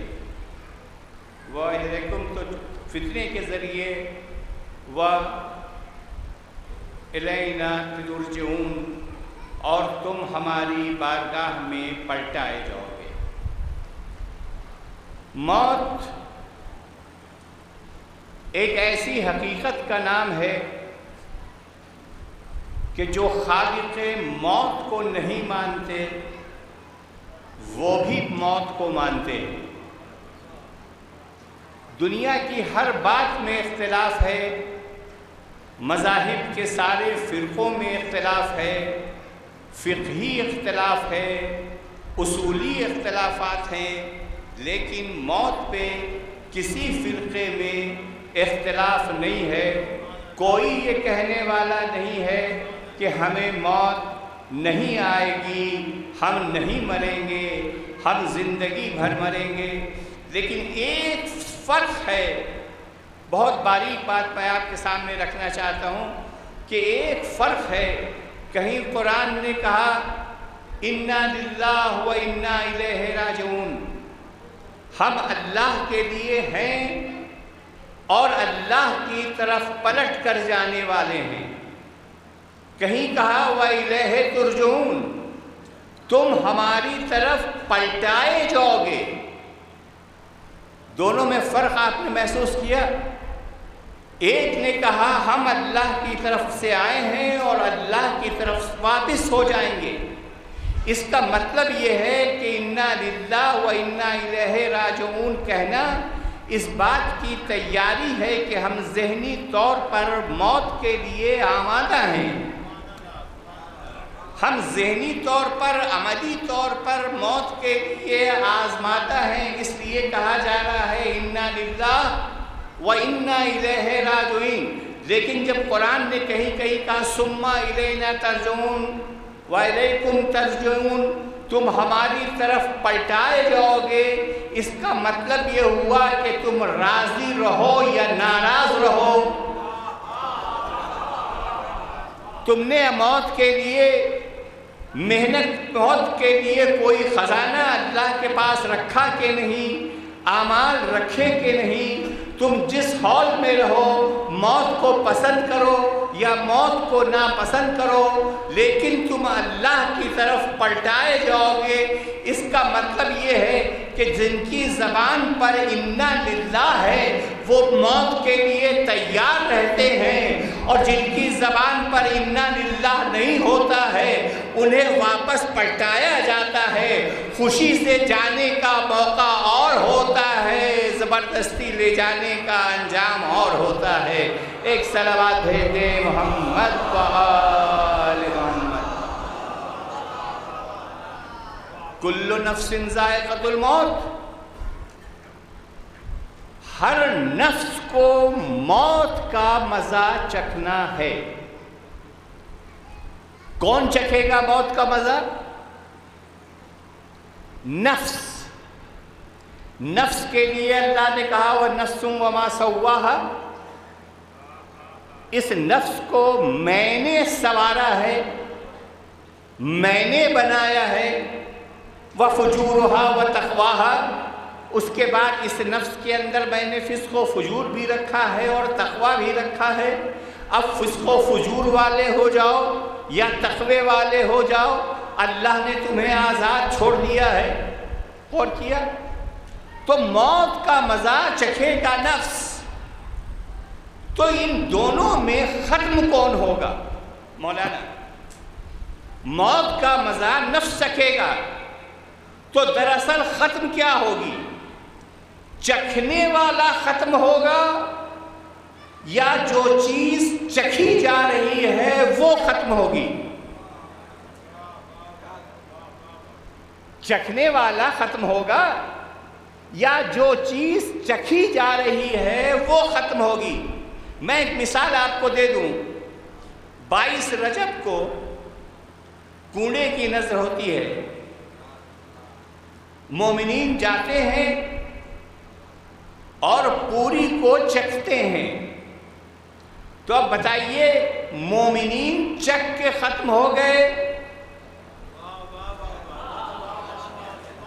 یا نظر کے لیے جو سامان بنایا گیا تھا وہ ختم ہو گیا؟ اکثر جگہوں پر دیکھا جاتا ہے کہ دروازے سے پلٹا دیا جاتا ہے کہ بھائی نظر ختم ہو گئی۔ غور فرمایا، قرآن نے کہا کل نفس ذائقۃ الموت، ہر نفس کو موت کا مزہ چکھنا ہے، تو اس کا مطلب جو ختم ہوگی ہمیشہ ہمیشہ کے لیے وہ ہے موت، اور نفس زندہ رہے گا ہمیشہ اور ہمیشہ کے لیے۔ اب یہ تو اپنی فکر کی بات ہے، اپنی بصیرت اور بصارت کی بات ہے، اپنی تیاری کی بات ہے، توفیق الہی کی بات ہے کہ کوئی اپنا نفس بن کر رہے اور کوئی نفس اللہ بن کر رہے۔ جو اپنا نفس بن کر رہے گا وہ بھی زندہ رہے گا، جو نفس اللہ بن کر رہے گا وہ اس کی مدد کے لیے زندہ رہے گا۔ ایک صلوات بھیجیں محمد وآل محمد۔ دیکھیے انسانی زندگی کے عموماً 4 دور ہوتے ہیں، 4 دور عموماً انسانی زندگی کے: بچپنا، جوانی، بڑھاپا اور موت۔ یہی ہے نا مولانا؟ عموماً لوگ جو بزرگ ہو گئے انہوں نے کتنے دور دیکھے؟ 4 دور۔ بچپنا آیا، بچپنے کے بعد جوانی آئی، جوانی کے بعد بڑھاپا آیا، بڑھاپے میں موت آئی۔ تو 4 دور دیکھے۔ لیکن ہم نے اور آپ نے اس دنیا میں کسی نے یہ نہیں کہا کہ بچپنا حق ہے۔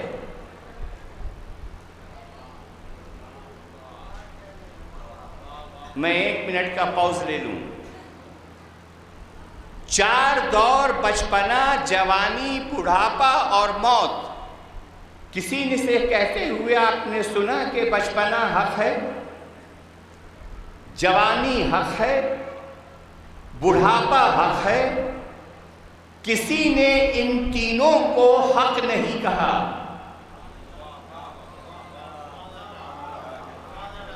کسی نے ان تینوں دور کو حق نہیں کہا۔ نہ بچپنے کو حق کہا، نہ جوانی کو حق کہا، اور نہ بڑھاپے کو حق کہا۔ چوتھے نمبر پر جو آئی، جو چوتھے نمبر پر آئی اسے حق کہا۔ تو پتہ یہ چلا کہ نگاہ شریعت میں، تاریخ اسلام میں 3 کو حق نہیں کہا گیا، جو چوتھے نمبر پر آیا ہے اسی کو حق کہا گیا ہے۔ اور عزیزو، اس چوتھے نمبر سے میری مراد موت ہے۔ آپ کے فکر کی ضبط کا ذمہ دار میں نہیں ہوں کہ آپ کیا سوچ کر خوش ہو رہے ہیں۔ چوتھے نمبر پر جو آیا اسے موت کہتے ہیں، کیونکہ اسے دنیا کہتی ہے کہ بھائی موت تو برحق ہے، سب نے کہا موت برحق ہے۔ اب مزہ یہ آ گیا کہ ایک حق کے ساتھ خدا نے دوسرے حق کو شامل کر دیا۔ ایک موت برحق، دوسرے ہر مومن کے ساتھ حق کا آنا، یعنی علی کا آنا۔ یا علی انت حق، علی حق کے ساتھ ہے اور حق علی کے ساتھ ہے۔ تو جہاں موت خوشخبری بن کر آئی کہ تمہارے لیے خوشخبری ہے، وہاں ایک اور حق آیا، چوتھا حق آیا، اس کا نام ہے علی ابن ابی طالب۔ اسے اور یہ فقط مسلسل حق پہ قائم رہنے کی وجہ سے، ہر وقت حق کے لیے جان دینے کو تیار رہنے کی وجہ سے، مکمل قانون شریعت پر عمل کرنے والے کو جب اللہ نے حق بنا دیا، رسول نے حق بنا دیا کہ علی ان مال حق و حق ان مال علی، تو اب اللہ نے بھی اپنا سب کچھ علی کے حوالے کر دیا. یا علی آنکھیں تمہاری ہوں گی لیکن عین اللہ ہوگی، زبان تمہاری ہوگی لیکن لسان اللہ ہوگی، چہرہ تمہارا ہوگا لیکن وجہ اللہ ہوگا، ہاتھ تمہارے ہوں گے لیکن ید اللہ ہوگا، نفس تمہارا ہوگا مگر نفس اللہ ہوگا. ایک صلوات بھیج دیں محمد وآل محمد. تو خدا نے کیا کہا کہ ہمارے ایک کا امتحان لیں گے. پالنے والے تو عالم الغیب ہے، تجھے امتحان لینے کی ضرورت کیا ہے؟ تو اپنا فیصلہ صادر کر دے کہ یہ کامیاب ہے، یہ ناکام ہے. بھائی مشیت پروردگار میں تو ہر ایک کا بایو ڈاٹا موجود ہے، وہی خالق ہے. وہ کہہ دیتا کہ فلاں کامیاب ہے اور فلاں ناکامیاب ہے، لیکن اس نے اپنے علم سے نہ کسی کو کامیاب کہا نہ کسی کو ناکام کہا. جب تک کامیاب ہونے والے کا عمل سامنے نہ آیا کامیاب نہیں کہا، اور جب تک ناکام ہونے والے کی ناکامی سامنے نہ آئی اسے ناکام کہا. ہم ہر ایک کو منزل امتحان میں رکھیں گے. میں جانتا ہوں کہ فاتح کون ہے، میں جانتا ہوں کہ کون میدان میں سیسا پلائی ہوئی دیوار کی طرح جم جائے گا. میں جانتا ہوں کہ کوئی میدان سے فرار کر جائے گا. میں جانتا ہوں کہ کون منبر سلونی پر بیٹھ کے سلونو سلونی قبل ان تفقدونی کہے گا.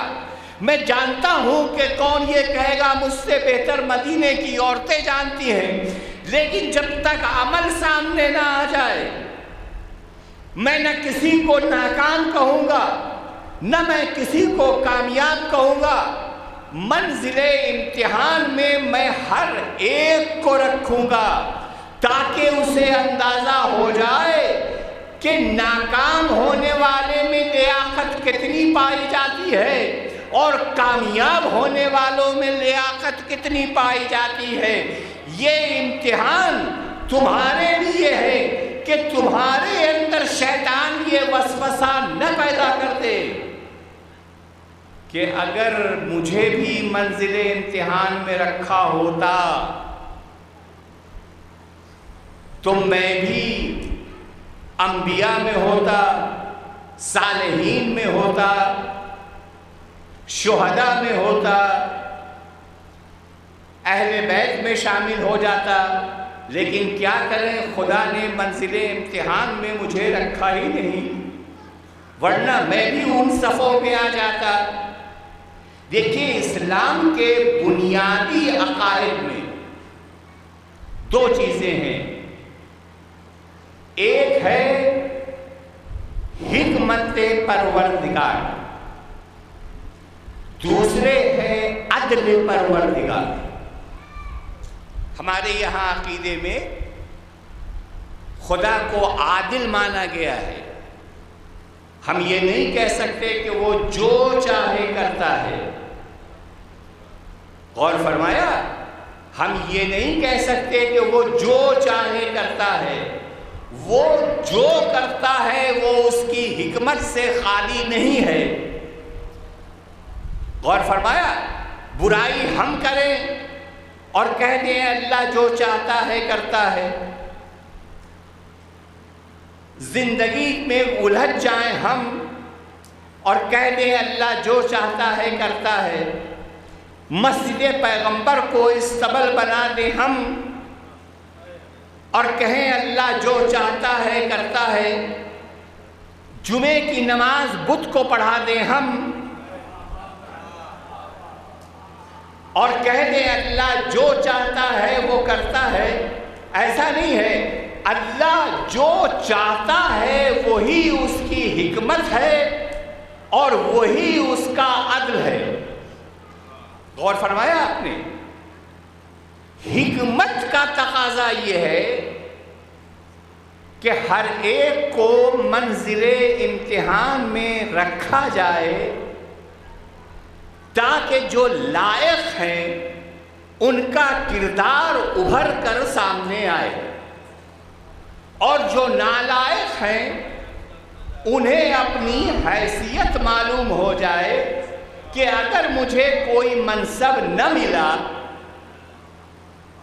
عزیزوں میں کھل کر بات نہیں کر رہا ہوں، نالائقوں کو یہ پتہ چل جائے کہ اگر خدا نے مجھے کوئی منصب نہیں دیا تو اس کا مطلب یہ ہے کہ مجھ میں اتنی صلاحیت نہیں تھی کہ میں اس امتحان میں کامیاب ہو جاؤں اور ان مقامات پر پہنچوں جن مقامات پر انبیاء کو اللہ نے رکھا ہے، جن مقام پر مرسلین کو اللہ نے رکھا ہے، جن مقام پر ائمہ کو اللہ نے رکھا ہے، جن مقام پہ صالحین کو اللہ نے رکھا ہے، جن مقام پہ شہداء کو اللہ نے رکھا ہے۔ تو اسی لیے اللہ نے امتحان ان کا بھی لیا جو نالائق تھے اور امتحان ان کا بھی لیا کہ جو لائق تھے، تاکہ ان کی لیاقت سمجھ میں آ جائے اور ان کی نالائقی سمجھ میں آ جائے۔ یہ فلسفہ ہے اللہ کا امتحان لینے کا۔ اچھا، ہمارے یہاں بھی امتحان ہوتا ہے۔ امتحان سے پہلے اگر پرچہ لیک ہو گیا تو امتحان کیا ہوتا ہے؟ کینسل ہو جاتا ہے۔ کیوں؟ کیونکہ جو سوالات آنے والے تھے وہ لیک ہو چکے ہیں۔ کسی بھی ریپوٹیڈ کوریئر کمپنی کو اسی لیے لوگ ایجوکیشن بورڈ چنتی ہے کہ ان کے ذریعے آسانی کے ساتھ اور حفاظت کے ساتھ بڑے بڑے امتحانوں کے سوالات پہنچ جائیں گے، کہیں لیک ہونے کا کوئی سوال نہیں ہے۔ تو جب دنیا کا امتحان ہوتا ہے، دنیا والوں کا امتحان ہوتا ہے، تو امتحان گاہ میں پرچہ ملتا ہے کہ تم سے کیا پوچھا جائے گا۔ امتحان گاہ میں پرچہ ملتا ہے، ایگزامینیشن ہال میں پرچہ ملتا ہے کہ تم سے کیا پوچھا جائے گا۔ لیکن یہ بھی پروردگار عالم کا ایک کرم ہے، ایک احسان ہے کہ اس نے پہلے ہی بتا دیا کہ سوالات کیا ہوں گے۔ غور فرمایا آپ نے؟ اس نے پہلے ہی بتا دیا کہ سوالات کیا ہوں گے۔ اچھا میرے مالک، یہ تیرے کرم کا تقاضا تھا، تو نے بندوں کو منزل امتحان میں رکھا، اور یہ تیری فیاضی ہے کہ تو نے انہیں یہ بھی بتا دیا کہ سوال کیا ہوگا۔ کہا نہیں، میں نے فقط یہ نہیں بتایا کہ سوال کیا ہوگا، میں اپنے بندوں کی کمزوری کو پہچانتا ہوں۔ غور فرمایا، میں اپنے بندوں کی کمزوری کو پہچانتا ہوں۔ میرے حکمت کا تقاضا یہ ہے کہ میں ہر ایک کا امتحان لوں، اور میرے عدل کا تقاضا یہ ہے کہ جس میں جتنی صلاحیت ہو اس کا اسی اعتبار سے امتحان لوں۔ جس میں جتنی صلاحیت ہے اس کا اسی اعتبار سے امتحان لوں۔ اب میٹرک کے طالب علم سے اگر بی اے کے سوالات آ جائیں گے، بی اے کے سوال پوچھے جائیں گے، تو ظاہر ہے کہ وہ فیل ہو جائے گا۔ کیوں؟ کیونکہ سوالات بی اے کے پوچھے گئے ہیں میٹرک والے سے۔ تو اب دنیا فیل ہونے والوں پر انگلی نہیں اٹھائے گی۔ اب خدا اب فیل ہونے والے پہ دنیا انگلی نہیں اٹھائے گی کہ تم فیل کیسے ہو گئے۔ وہ کہے گا سوالات جو تھے وہ BA کے تھے، میں میٹرک کا طالب علم ہوں۔ تو پروردگار عالم کی حکمت یہ ہے، اس کے عدل کا تقاضا یہ ہے کہ وہ جس سے امتحان لیتا ہے اس کی صلاحیت کے اندر امتحان لیتا ہے۔ جب امتحان صلاحیتوں سے آگے نکل جاتا ہے تو وہ امتحان کو روک دیتا ہے، پھر وہ اس کا امتحان نہیں لیتا، وہ امتحان کو روک دیتا ہے۔ اب آئیے انبیاء کا امتحان،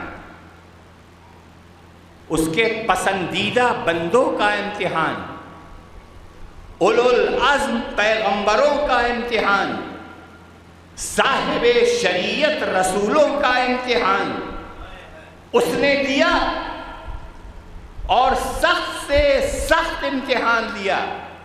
آپ پڑھیے تاریخ انبیاء، آپ کو ملے گا کہ اللہ نے انبیاء کا کتنا سخت امتحان لیا۔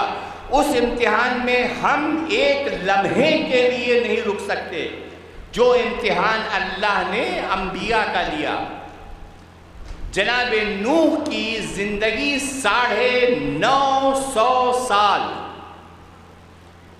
950 ایئرس، اور اس میں جناب نوح امتحان دیتے رہے، قوم کو سمجھاتے رہے، پتھر کھاتے رہے، جبریل پتھر ہٹا کے نوح کو نکالتے رہے، یہ سب چلتا رہا، لیکن ایک منزل آئی کہ جناب نوح کے صبر کا پیمانہ چھلک پڑا،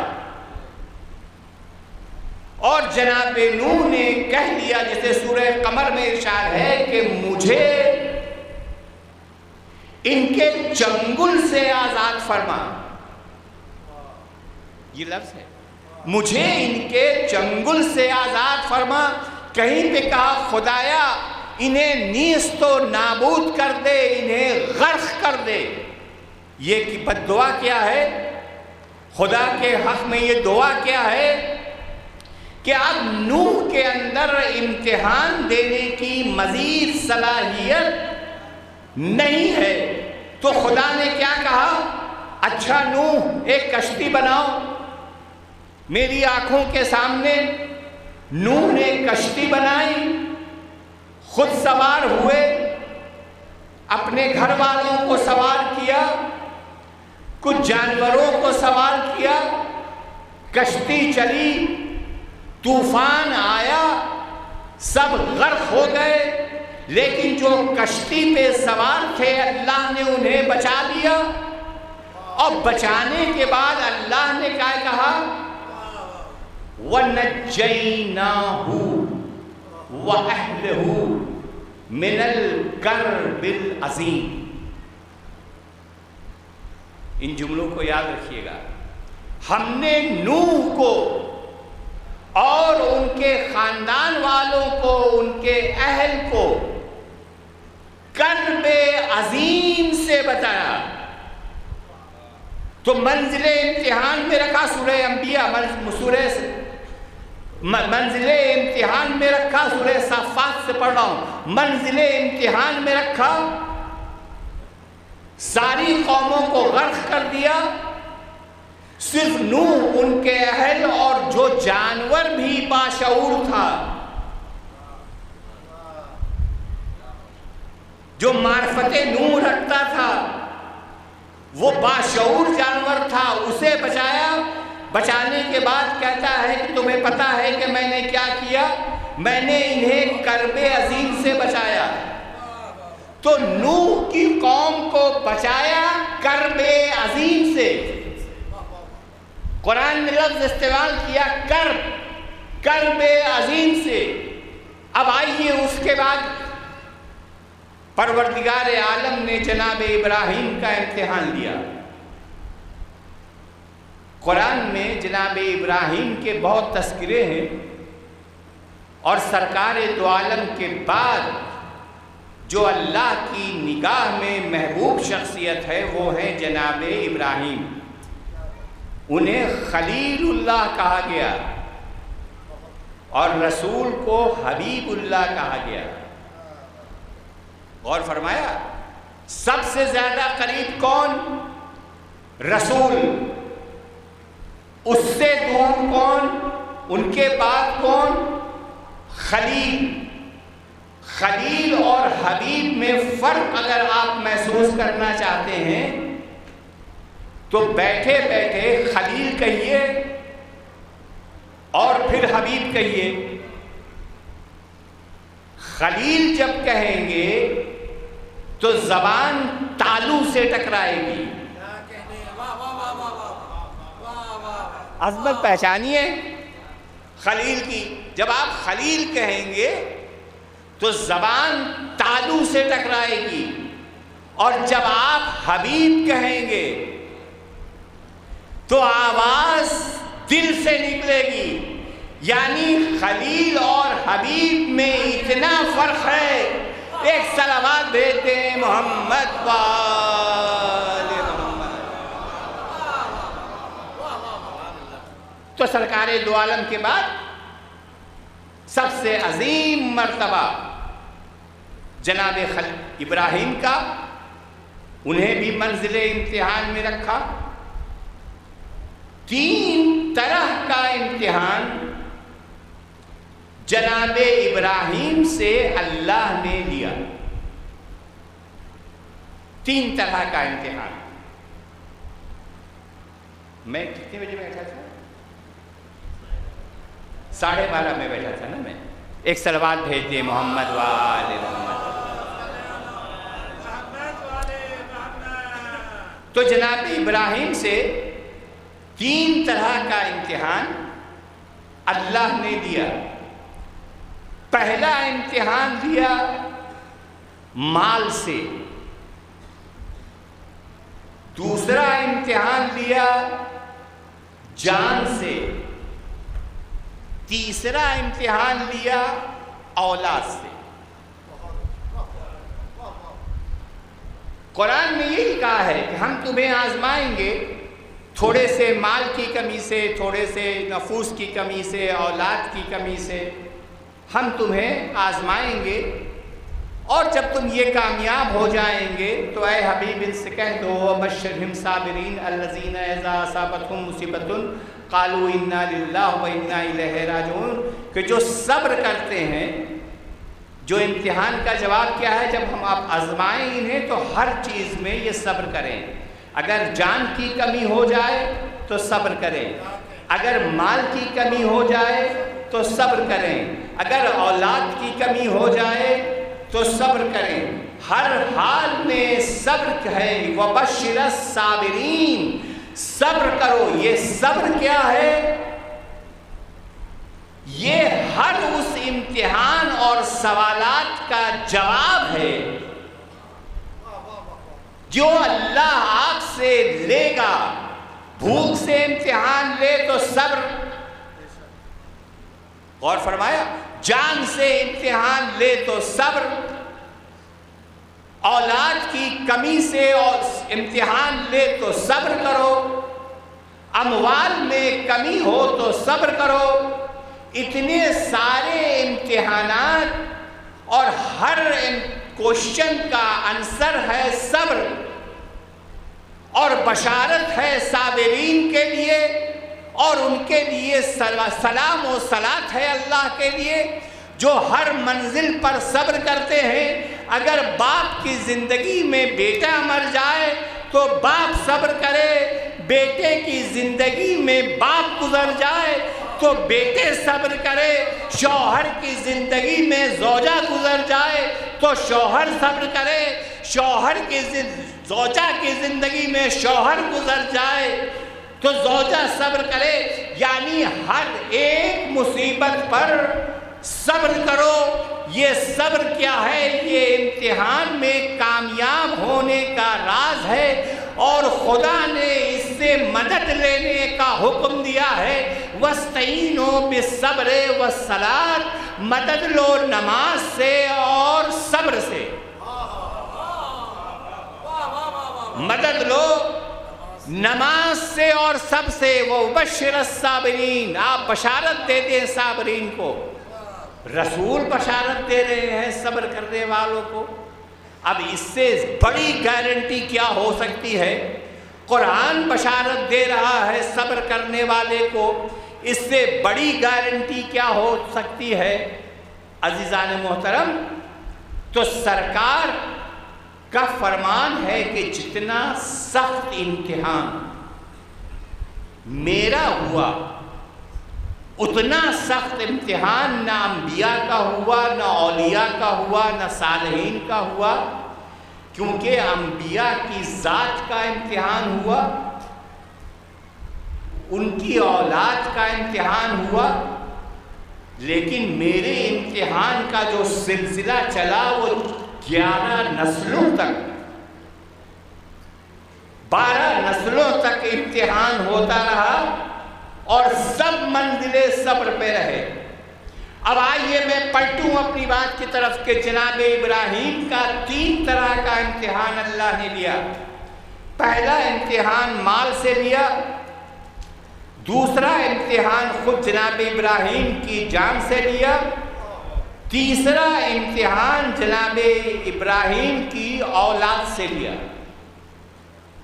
مال سے امتحان کیسے لیا؟ جناب ابراہیم کے پاس بہت ساری بھیڑیں تھیں، وہ اسے چرایا کرتے تھے۔ دیکھیے اللہ نے نبیوں سے بکریاں اور بھیڑیں چروائی ہیں، خود رسول خدا نے بھیڑیں چرائی ہیں۔ جناب موسیٰ نے وہی مہد کی شرط تھی کہ 7 سال 8 سال بھیڑیں چلاؤ، جناب شعیب نے کہا تھا پھر ہم اپنی دختر سے تمہارا نکاح کر دیں گے۔ تو ہر انبیاء کو زیادہ تر اللہ نے یہ حکم دیا کہ بھیڑیں چلاؤ پہلے، اعلان تبدیل سے پہلے۔ کیوں؟ کیونکہ کوئی بھیڑ ادھر بھاگتی ہے، کوئی ادھر بھاگتی ہے، اس کا کام کیا ہوتا ہے کہ بھاگے ہوئے کو جمع کرے، ایک جگہ جمع کرے، اور جب وہ انسانوں میں تبلیغ کے لیے جائے اور انسان کہے کہ یہ ہمیں کیا تبلیغ کریں گے، یہ ہمیں کیا اکٹھا کر سکتے ہیں، تو مثال بھیڑوں سے دے کہ جب ہم جانوروں کو اکٹھا کر سکتے ہیں تو تم بھی بشکل انسان ہی ہو، اندر سے جو کچھ ہو، لیکن تم بھی بشکل انسان ہی ہو، ہم تمہیں بھی جمع کر لیں گے۔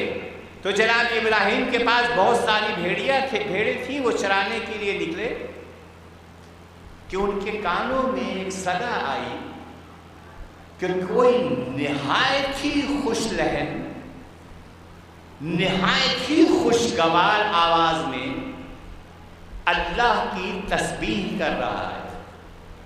سبوح قدوس ربنا ورب الملائکۃ والروح۔ جناب ابراہیم متوجہ ہوئے اس آواز کی طرف، مسلسل یہ آواز آ رہی ہے سبوح قدوس ربنا ورب الملائکۃ والروح۔ چلتے چلتے پہنچے تو دیکھا کہ ایک پتھر پر ایک خوبصورت جوان بیٹھا ہوا تسبیح پروردگار کر رہا ہے۔ سنیے، یہ مال سے امتحان ہے۔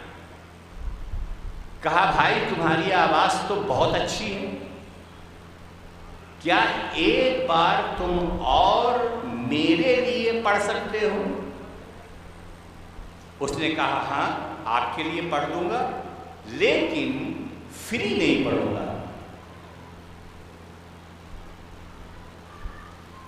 پڑھوں گا لیکن فری نہیں پڑھوں گا۔ خطبہ کو اور ذاکرین کو بڑا سہارا دیا ہے اس نوجوان نے کہ پڑھوں گا لیکن فری نہیں پڑھوں گا۔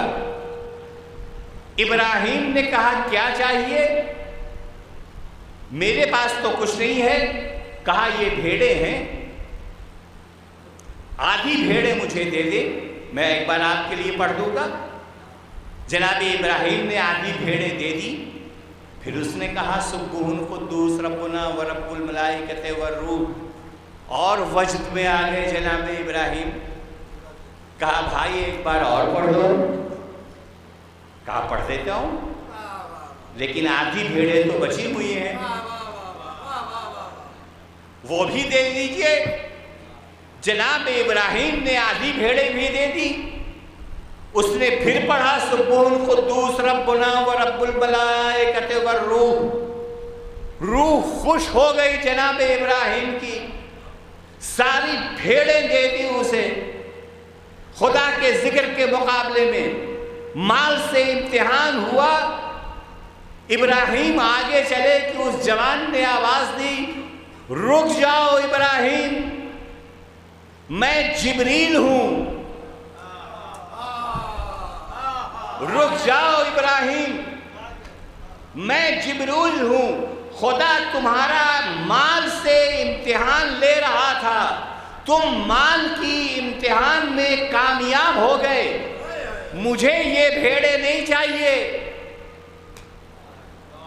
मुझे ये भेड़ें नहीं चाहिए, तुम अपने साथ ले जाओ। तो माल से इम्तिहान हुआ, अल्लाह ने इम्तिहान लिया इब्राहिम का, इम्तिहान कामयाब हुआ, लेकिन माल वापस कर दिया। अजीजों, मैं कहीं आपको लेकर जाना चाहता हूं। इंशाअल्लाह मैं अपने वक्त के अंदर अपने बयान को खत्म कर दूंगा। माल से इम्तिहान लिया, लेकिन माल वापस कर दिया। अब जनाब इब्राहिम का इम्तिहान हुआ जान से। जान से इम्तिहान कैसे हुआ? अपने चचा आज़र को समझाते रहे कि ये जो आप बुत बनाते हैं, ये न बोल सकते हैं, न हिल सकते हैं, न चल सकते हैं, आप इनकी परस्तिश क्यों करते हैं? आप खुदाए वाहिद को मानिए। खूब समझाते रहे आज़र को जनाब इब्राहिम ने कि वो न माना। बुत बनता रहा और ये गले में रस्सियां बांध कर बाकुल की गलियों में उसे खींच खींच कर बोलते रहे कि आओ खुदा ले जाओ, जो न बोल सकता है, न चल सकता है, न खा सकता है, न पी सकता है। यानी आज़र के अकीदे के बिल्कुल खिलाफ जनाब इब्राहिम काम करते रहे।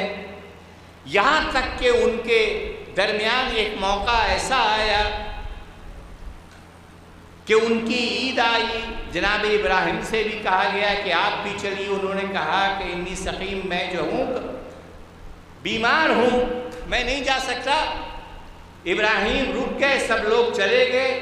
जनाब इब्राहिम ने उन सारे बुतों को तोड़ दिया और एक कुल्हाड़ी बड़े बुत की गर्दन में डाल दी। अब जब वो पलट कर आए तो देखा कि सब टूटे हुए हैं। किसी का हाथ टूटा है, किसी का पांव टूटा है, किसी की गर्दन टूटी है। अब इब्राहिम वही हैं और लोग पूछ रहे हैं ये काम किसने किया, काम किसने किया। इब्राहिम के बारे में अंदाज़ा हो गया कि ये काम उसने किया। जनाब इब्राहिम ने कहा कि तुम इनसे पूछो कि किसने तोड़ा। मुझसे जो पूछ रहे हो उससे बेहतर है कि तुम उनसे पूछो कि किसने तोड़ा। लेकिन हर एक ने ये फैसला कर लिया कि इब्राहिम ने तोड़ा है। अब इसकी सज़ा क्या हो?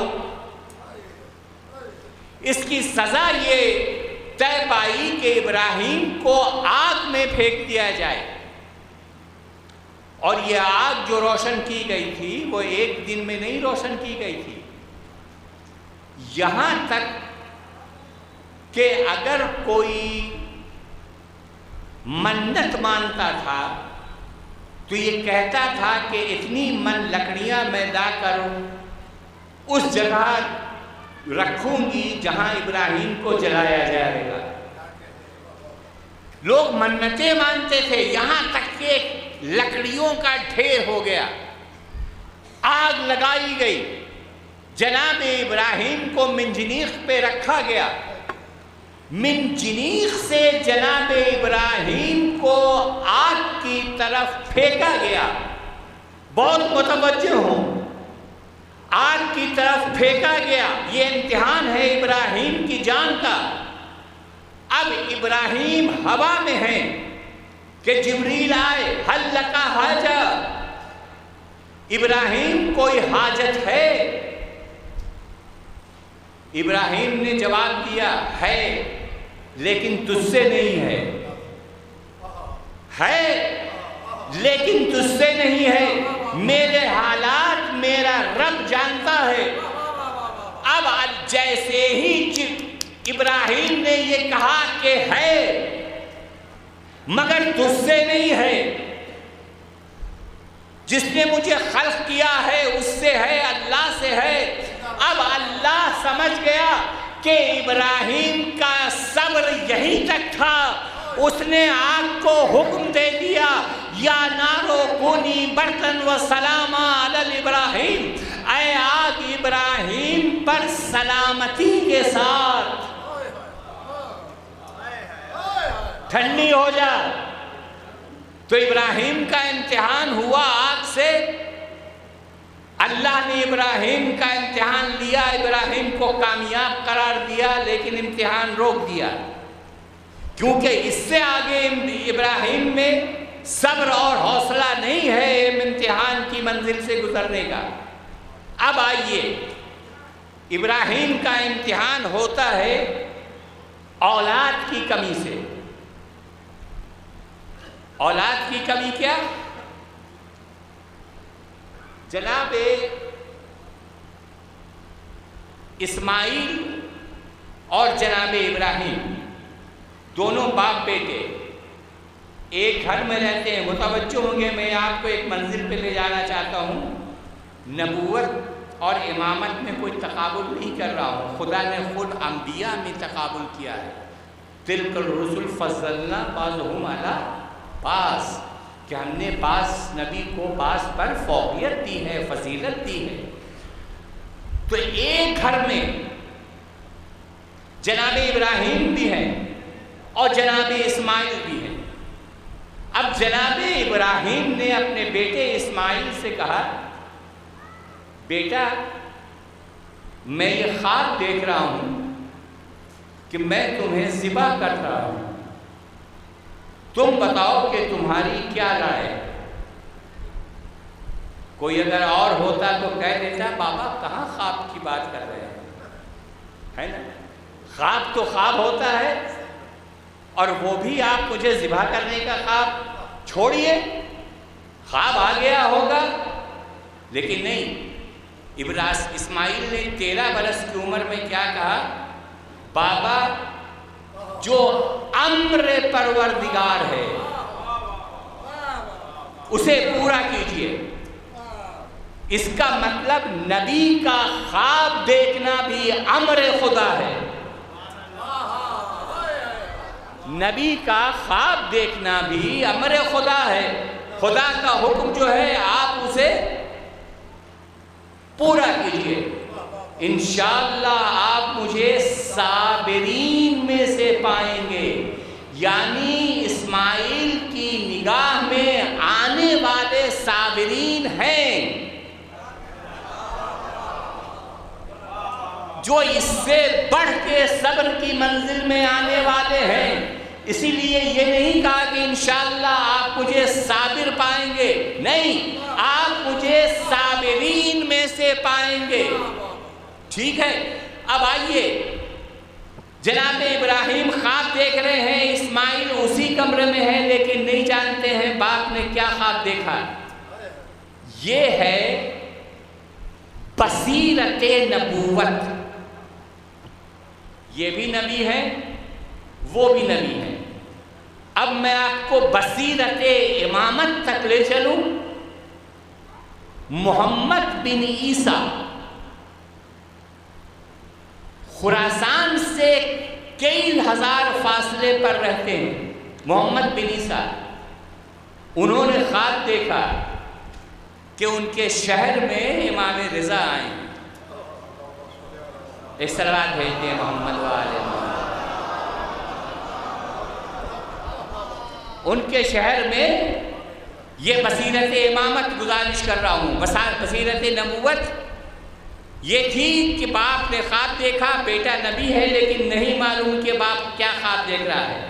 ادھر وہاں اس نے خواب میں دیکھا کہ نبی آئے ہیں اور آ کر مسجد میں تشریف فرما ہے، دونوں زانوؤں کو پیچھے، دونوں زانوؤں کے بل نبی بیٹھے ہیں، سامنے ایک تشت ہے، تشت میں خرمے ہیں، محمد بن عیسیٰ آگے بڑھے، سب کو وہ رسول تقسیم کر رہے تھے، محمد بن عیسیٰ آگے بڑھے، کہا یا رسول اللہ کچھ خرمے مجھے بھی دیجئے۔ انہوں نے مٹھی بھری اور محمد بن عیسیٰ کے ہاتھ میں دے دی، خواب میں رسول نے، انہوں نے گنا، وہ 14 تھیں، 14 تھیں۔ جب اٹھے تو اٹھ گئے، ذکر کیا اپنے لوگوں سے کہ میں نے ایسا خواب دیکھا ہے۔ کچھ دن کے بعد یہ اعلان ہوا کہ امام علی رضا تشریف لا رہے ہیں، امام علی رضا تشریف لا رہے ہیں۔ امام آئے، اسی مسجد میں آئے، اسی مقام پر بیٹھے، اسی طریقے سے بیٹھے جیسے رسول بیٹھتے تھے، سامنے تشت میں خرمے رکھے ہوئے تھے، امام رضا سب کو تقسیم کر رہے تھے۔ محمد بن عیسیٰ آگے بڑھے، کہا فرزند رسول کچھ اور عنایت کیجئے، فرزند رسول کچھ اور عنایت کیجئے۔ تو اب امام رضا کیا کہتے ہیں کہ اگر میرے جد نے تجھے خواب میں اس سے زیادہ دیا ہوتا تو میں تجھے اور دیتا۔ یعنی ایک نبی کیا خواب دیکھ رہا ہے نہیں معلوم دوسرے نبی کو، لیکن ایک امتی کیا خواب دیکھ رہا ہے یہ ابراہیم، یہ جناب رضا کو معلوم ہے۔ ایک صلوات بھیجتے محمد وآل محمد۔ تو اسی طرح جناب اسماعیل نے کہا کہ آپ نے جو خواب دیکھا ہے یہ امر پروردگار ہے، اور انشاءاللہ آپ کچھ کو صابرین میں پائیں گے، صبر کرنے والوں میں پائیں گے۔ لے کر چلے، اسماعیل کو لے کر چلے، ساتھ میں رسی بھی دے دیا، چھری بھی تھی۔ اب حاجرہ نے پوچھا کہاں جا رہے ہیں؟ کہا میں اپنے دوست سے ملنے جا رہا ہوں، اپنے دوست کی دعوت پہ جا رہا ہوں۔ وہ لے کر بیٹے کو چلے گئے کہ شیطان آ گئے حاجرہ کے پاس۔ کہاں گئے ہیں ابراہیم اور اسماعیل؟ کہا وہ اپنے دوست سے ملنے گئے ہیں۔ کہا نہیں، دوست سے ملنے تو نہیں گئے، تمہارے نوجوان بیٹے کو ذبح کرنے گئے ہیں۔ ابراہیم ہاتھ میں چھری بھی ہے، گھر سے نکلو اور دیکھو کہ کیا کر رہے ہیں۔ جیسے ہی یہ روایت ہے کہ جیسے ہی کہا کہ گھر نبی کی زوجہ سے، جیسے ہی شیطان نے کہا کہ گھر سے نکلو، حاجرہ سے جیسے ہی کہا کہ گھر سے نکلو اور دیکھو، ویسے ہی حاجرہ نے پتھر اٹھایا، ویسے ہی حاجرہ نے پتھر اٹھایا اور مارا۔ کہا نکل جا، تو شیطان ہے۔ حاجرہ آپ نے پہچانا کیسے کہ یہ شیطان ہے؟ کہا جو نبی کی زوجہ کو گھر سے نکلنے کے لیے کہے وہ شیطان کے علاوہ اور کیا ہو سکتا ہے؟ ایک بلند ترین صلوات بھیجیں۔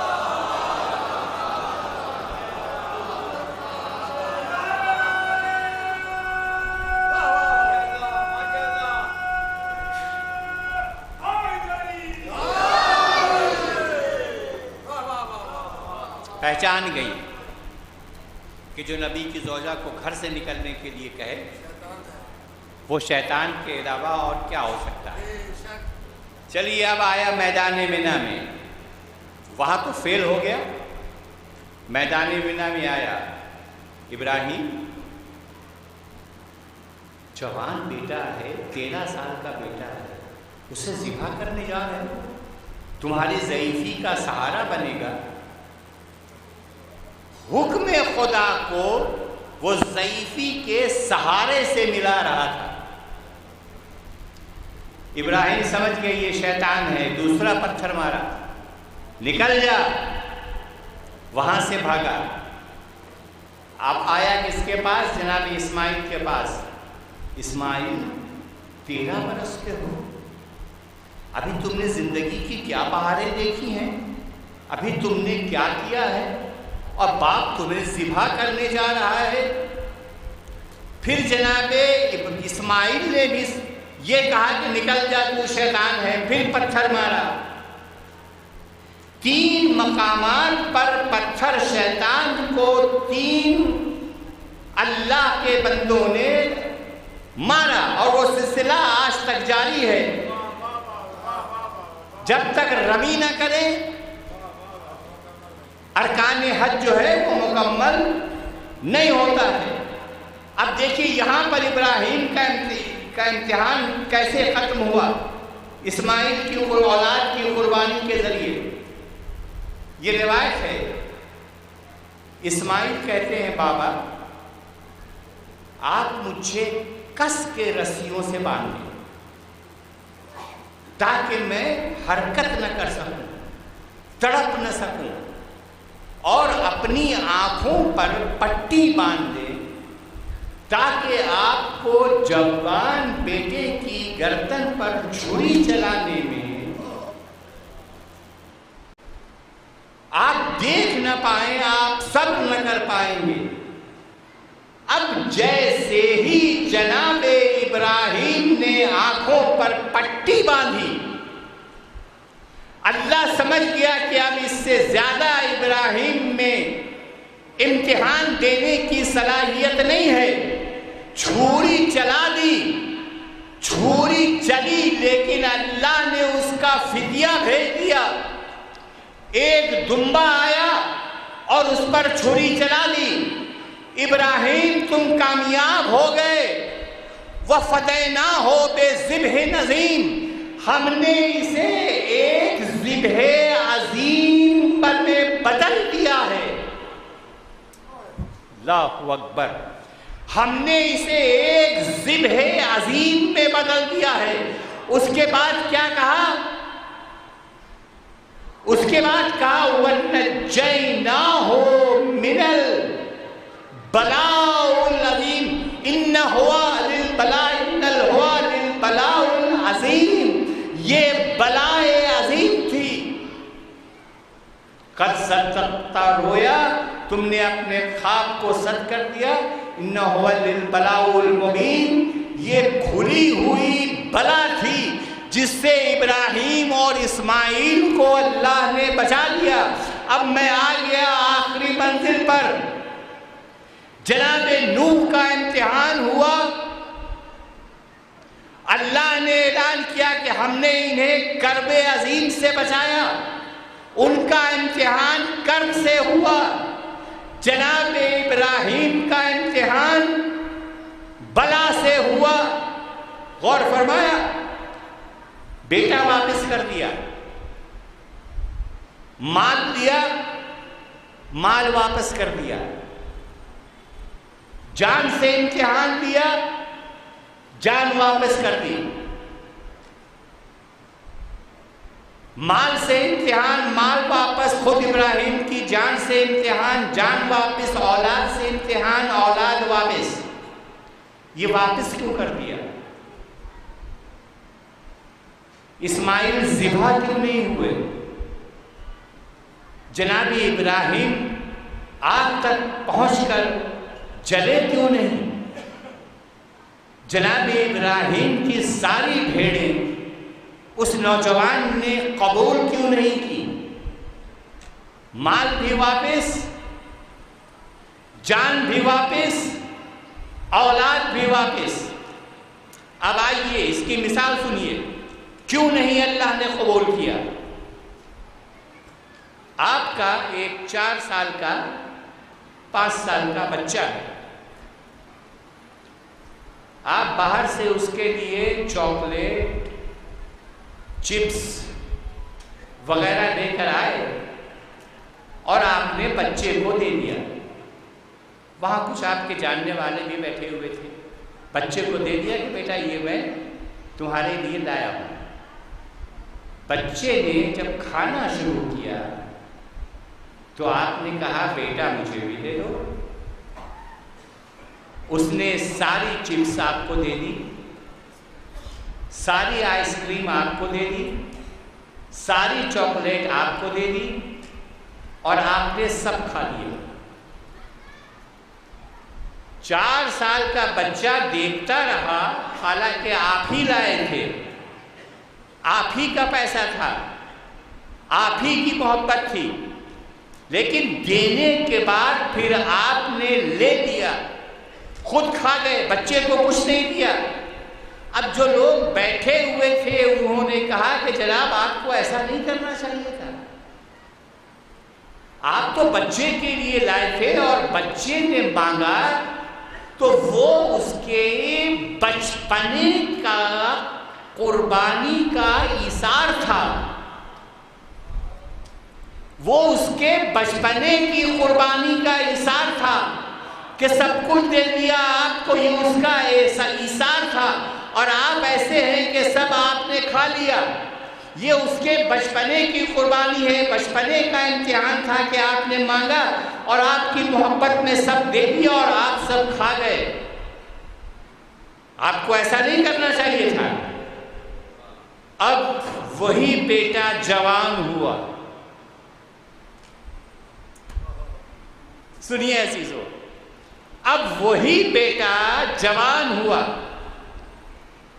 بہترین آرائش کا سامان باپ کے لیے کیا، بہترین کمرہ بنوایا، کمرے میں اے سی لگائی، باپ کے لیے کار خرید لی، باپ کے لیے بہترین ڈاکٹر کا انتخاب کیا، بہترین میڈیسین. اب کوئی باپ سے نہیں کہتا کہ آپ نے یہ کمرہ کیوں لے لیا، یہ کار بیٹے سے کیوں لے لی، اتنا پیسہ اس کا خرچ ہو رہا ہے دوائی پہ، میڈیسین پہ، ڈاکٹر پہ، آپ نے یہ سب کیوں لے لیا. بچپنے میں جب چاکلیٹ کھا لیا تھا تو کہا، بچپنے میں جب چاکلیٹ کھا لیا تھا تو لوگوں نے تانا دیا کہ آپ کو ایسا نہیں کرنا چاہیے تھا. یہ اس کی قربانی تھی، اس کا امتحان آپ لے رہے تھے بچپنے میں، اس نے دے دی اور آپ نے سب قبول کر دیا. اب آپ سمجھے کہ جب جوانی میں دیا تو کسی نے منع نہیں کیا، کسی نے نہیں ٹوکا، کہا ماشاء اللہ آپ کا بیٹا تو بڑا لائق ہے، شاباشی دی، ٹوکا نہیں، غور کیا. اسی طرح امام حسین نے جو قربانی دی اور جناب ابراہیم نے جو قربانی دی، ان دونوں میں فرق یہ ہے کہ قربانی کی منزل میں، امتحان کی منزل میں، ابراہیم کا امتحان بچپنے کی حیثیت رکھتا تھا، حسین نے جو امتحان دیا وہ جوانی کا امتحان تھا، وہ قربانی کے شباب کا امتحان تھا، وہ امتحان کی میراث تھی. اسی لیے حسین سے مال بھی لے لیا، جان بھی لے لیا، اولاد بھی لے لی، اور قیامت تک کے لیے دنیا میں حسین حسین ہوتا رہا. اسی لیے اقبال نے کہا، غریب و سادہ و رنگی ہے داستان حرم، نہایت اس کی حسین، ابتدا ہے اسماعیل. اسماعیل کی قربانی کی ابتدا تھی، اور ابراہیم کی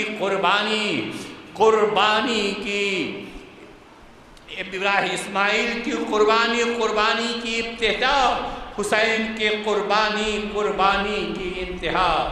عزیزو کیسی قربانی دی، یہاں تک کہ بیویوں کو بھائی کے جنازے پر رونے نہیں دیا۔ میں ایک جملہ ارتضا کی دختر سے کہنا چاہتا ہوں، بیٹی یہ بہت بڑی مصیبت تھی کہ باپ کا سایہ سر سے اٹھ گیا، لیکن جب تم باپ کی لاش سے لپٹ کر روئیں تو تمہارے رشتہ داروں نے تمہیں تماچے مار کر الگ نہ کیا، لیکن ہائے وہ 4 برس کی سکینہ، ہائے وہ 4 برس کی بچی باپ کے جنازے سے لپٹ کر روئی، سکینہ کو تماچے مارے گئے، گوشوارے چھین لیے گئے۔ میں دانش اور ایمن سے کہوں گا صبر کرو، اللہ نے انہیں بہترین درجات سے نوازا ہے، تمہیں منزل امتحان میں رکھا ہے، باپ کے انتقال پر صبر کرو،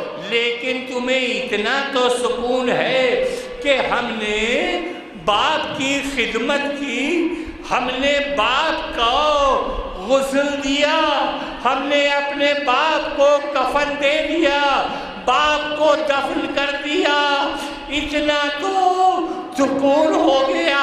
لیکن ہائے وہ بیٹا جو کربلا کے ریگستان میں کھڑا ہوا ہے، ماں اور بہنوں کے سروں پہ چادر نہیں ہے، باپ کا لاشا بے گورو کفن پڑا ہے۔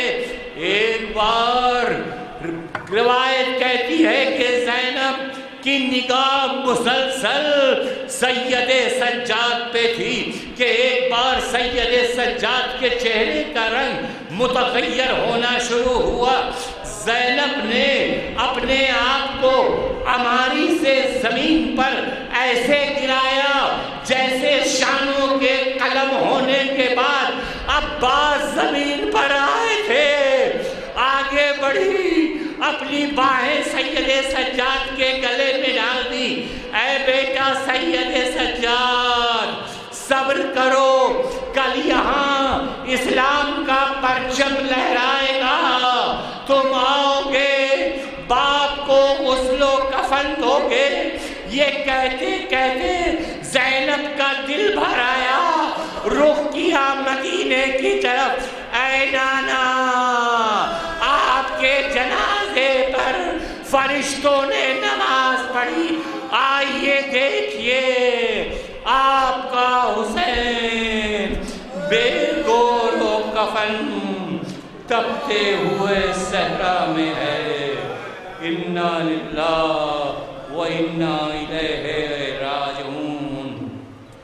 الہی بحق زہرا و ابیہا و بالہا و بنوہا، پالنے والے جو موجود ہیں اور جو غیر موجود ہیں ان کی جملہ شرعی حاجات کو پورا فرما، پالنے والے جو مقروض ہیں ان کے قرض کو ادا فرما، پالنے والے جو بیمار ہیں انہیں صدقے میں بیمار کربلا کے صحت کاملہ و عاجلہ نصیب فرما، پالنے والے جو بے گناہ کسی قید و بند میں مبتلا ہیں انہیں قید و بند سے رہائی نصیب ہو، پالنے والے جو بے اولاد ہیں انہیں 7 فرزند نرینہ عطا فرما، پالنے والے جو صاحبان اولاد ہیں ان کی اولاد کو سیرت محمد و اہل بیت محمد پر قائم رکھ، پالنے والے جو مشتاق حج و زیارات ہیں انہیں حج و زیارات سے مشرف فرما، پالنے والے پرچم اسلام کو سر بلند فرما، پرچم کفر و نفاق کو سر نگوں فرما، ہمیں ظہور امام زمانہ میں تعجیل فرما، ہمیں ان کے اصحاب و انصار و آوان میں شمار فرما۔ آپ حضرات سے گزارش ہے کہ ایک سورہ فاتحہ مرحوم کی روح کو ایصال فرما۔ بسم اللہ الرحمن الرحیم۔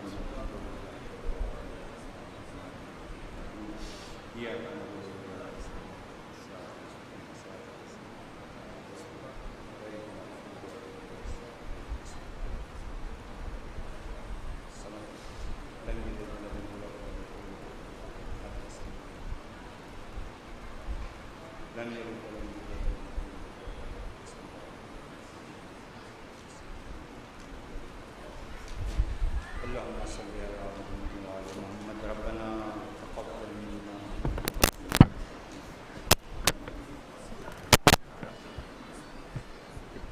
السلام عليك يا أبا عبد الله، السلام عليك يا ابن رسول الله، السلام عليك وعلى جدك وأبيك، السلام عليك وعلى أمك وأخيك، السلام عليك وعلى الذين استشهدوا معك يا ابن رسول الله ورحمة الله وبركاته. السلام على الضعفاء والفقراء، السلام عليك يا مغيث الشيعة والزوار في يوم الجزاء، السلام عليك يا أنيس النفوس، السلام عليك أيها المدفون بأرض التوس، السلام عليك يا سلطان العرب والعجم، السلام عليك وعلى أختك المعصومة، السلام عليكم ورحمة الله وبركاته. السلام عليك يا مولاي صاحب العصر والزمان، السلام عليك يا مولاي خليفة الرحمن، السلام عليك يا شريك القرآن، السلام عليك يا إمام الإنس والجان، السلام عليك يا إمام زمان نحاز عجل الله تعالى فرجك وسهل الله تعالى مخرجك وظهورك ورحمة الله وبركاته. اللهم صل على